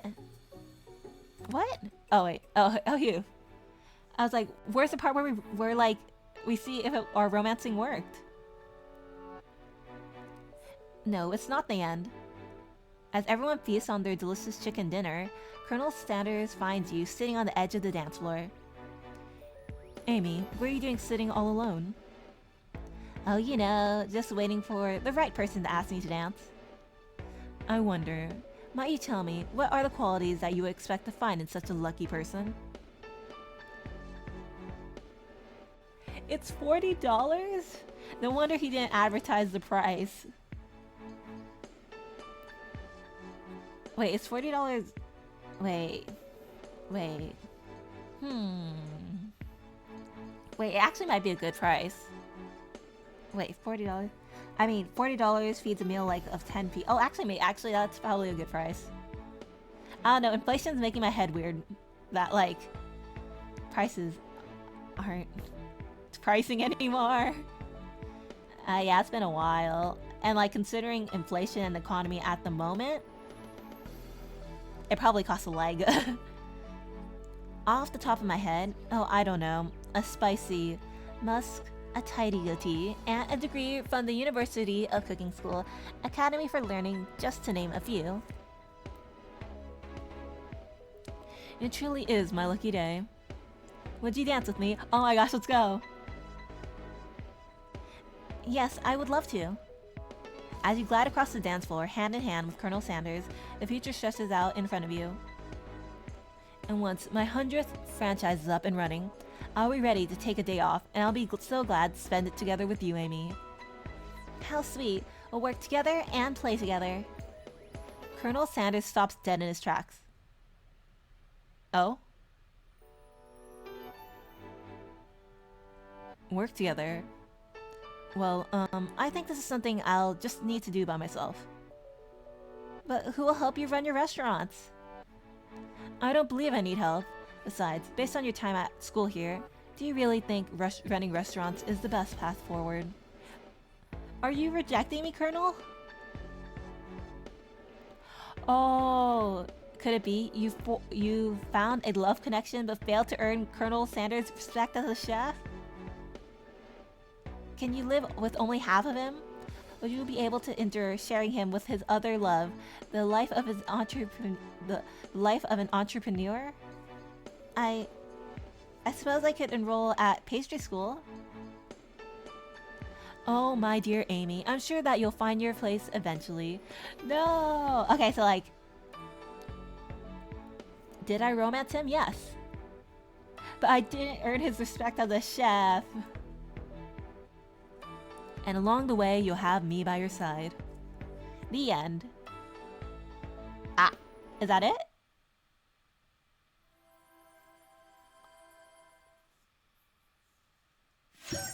Oh my gosh, that was it. So, good ending, question mark? Oh, it's the theme.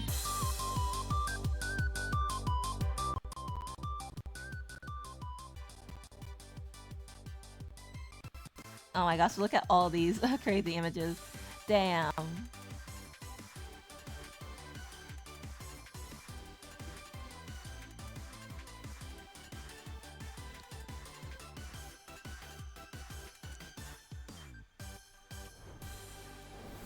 Guys, I did it. I have managed to successfully romance Colonel Sanders. And that is it. And that was I Love You, Colonel Sanders, a finger licking good dating simulator. Oh my gosh, and I see you could like go back in time to like, try to earn his respect as a chef. So, yeah, that was quite interesting. Okay, let's move on to the just chatting screen. I can't believe it. We were able to romance Colonel Sanders. And I'm a tad disappointed though. I can't believe we weren't able to,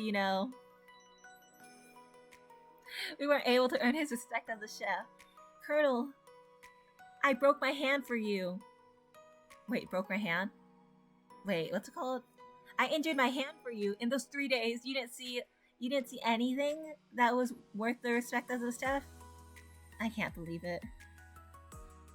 Well, yeah, since I'm probably gonna get married to him, we get our good ending and we get all the money from all the franchises that he made off with, KFC. Sorry guys, I guess I'm gonna have to quit being a streamer and enjoy my luxury, my money, and I don't know, and enjoy all the luxury by going to be Colonel Sanders' wife. I don't know what the creators of this game were smoking when they were creating this, but wow. So, yeah. Not Mr. Colonel Sanders, he was a total weirdo. Honestly, I didn't understand half the things of what he was saying. He's kind of dead though. Well, I'm still alive, and if he wrote me in his will, I will get those fortunes, and I'm gonna spend all of those. So, yeah, I'll go check out the will, and you're gonna see me be a blinged out VTuber or whatever. Yeah, I think that'll be it for today. Thank you so much for coming, and I appreciate your presence today. Absolutely crazy. If you guys can somehow get, I don't know, romance and his chef respect as a chef, I applaud you. But yeah, maybe you might need to use a guide for that. But yeah, that'll be it for today's game. I appreciate all you guys. Thank you, and may you have a wonderful day. Oh my gosh, I am lagging kind of. Bye bye. Bye bye. And see you guys on Friday. Friday, right? Yeah, Friday. Bye.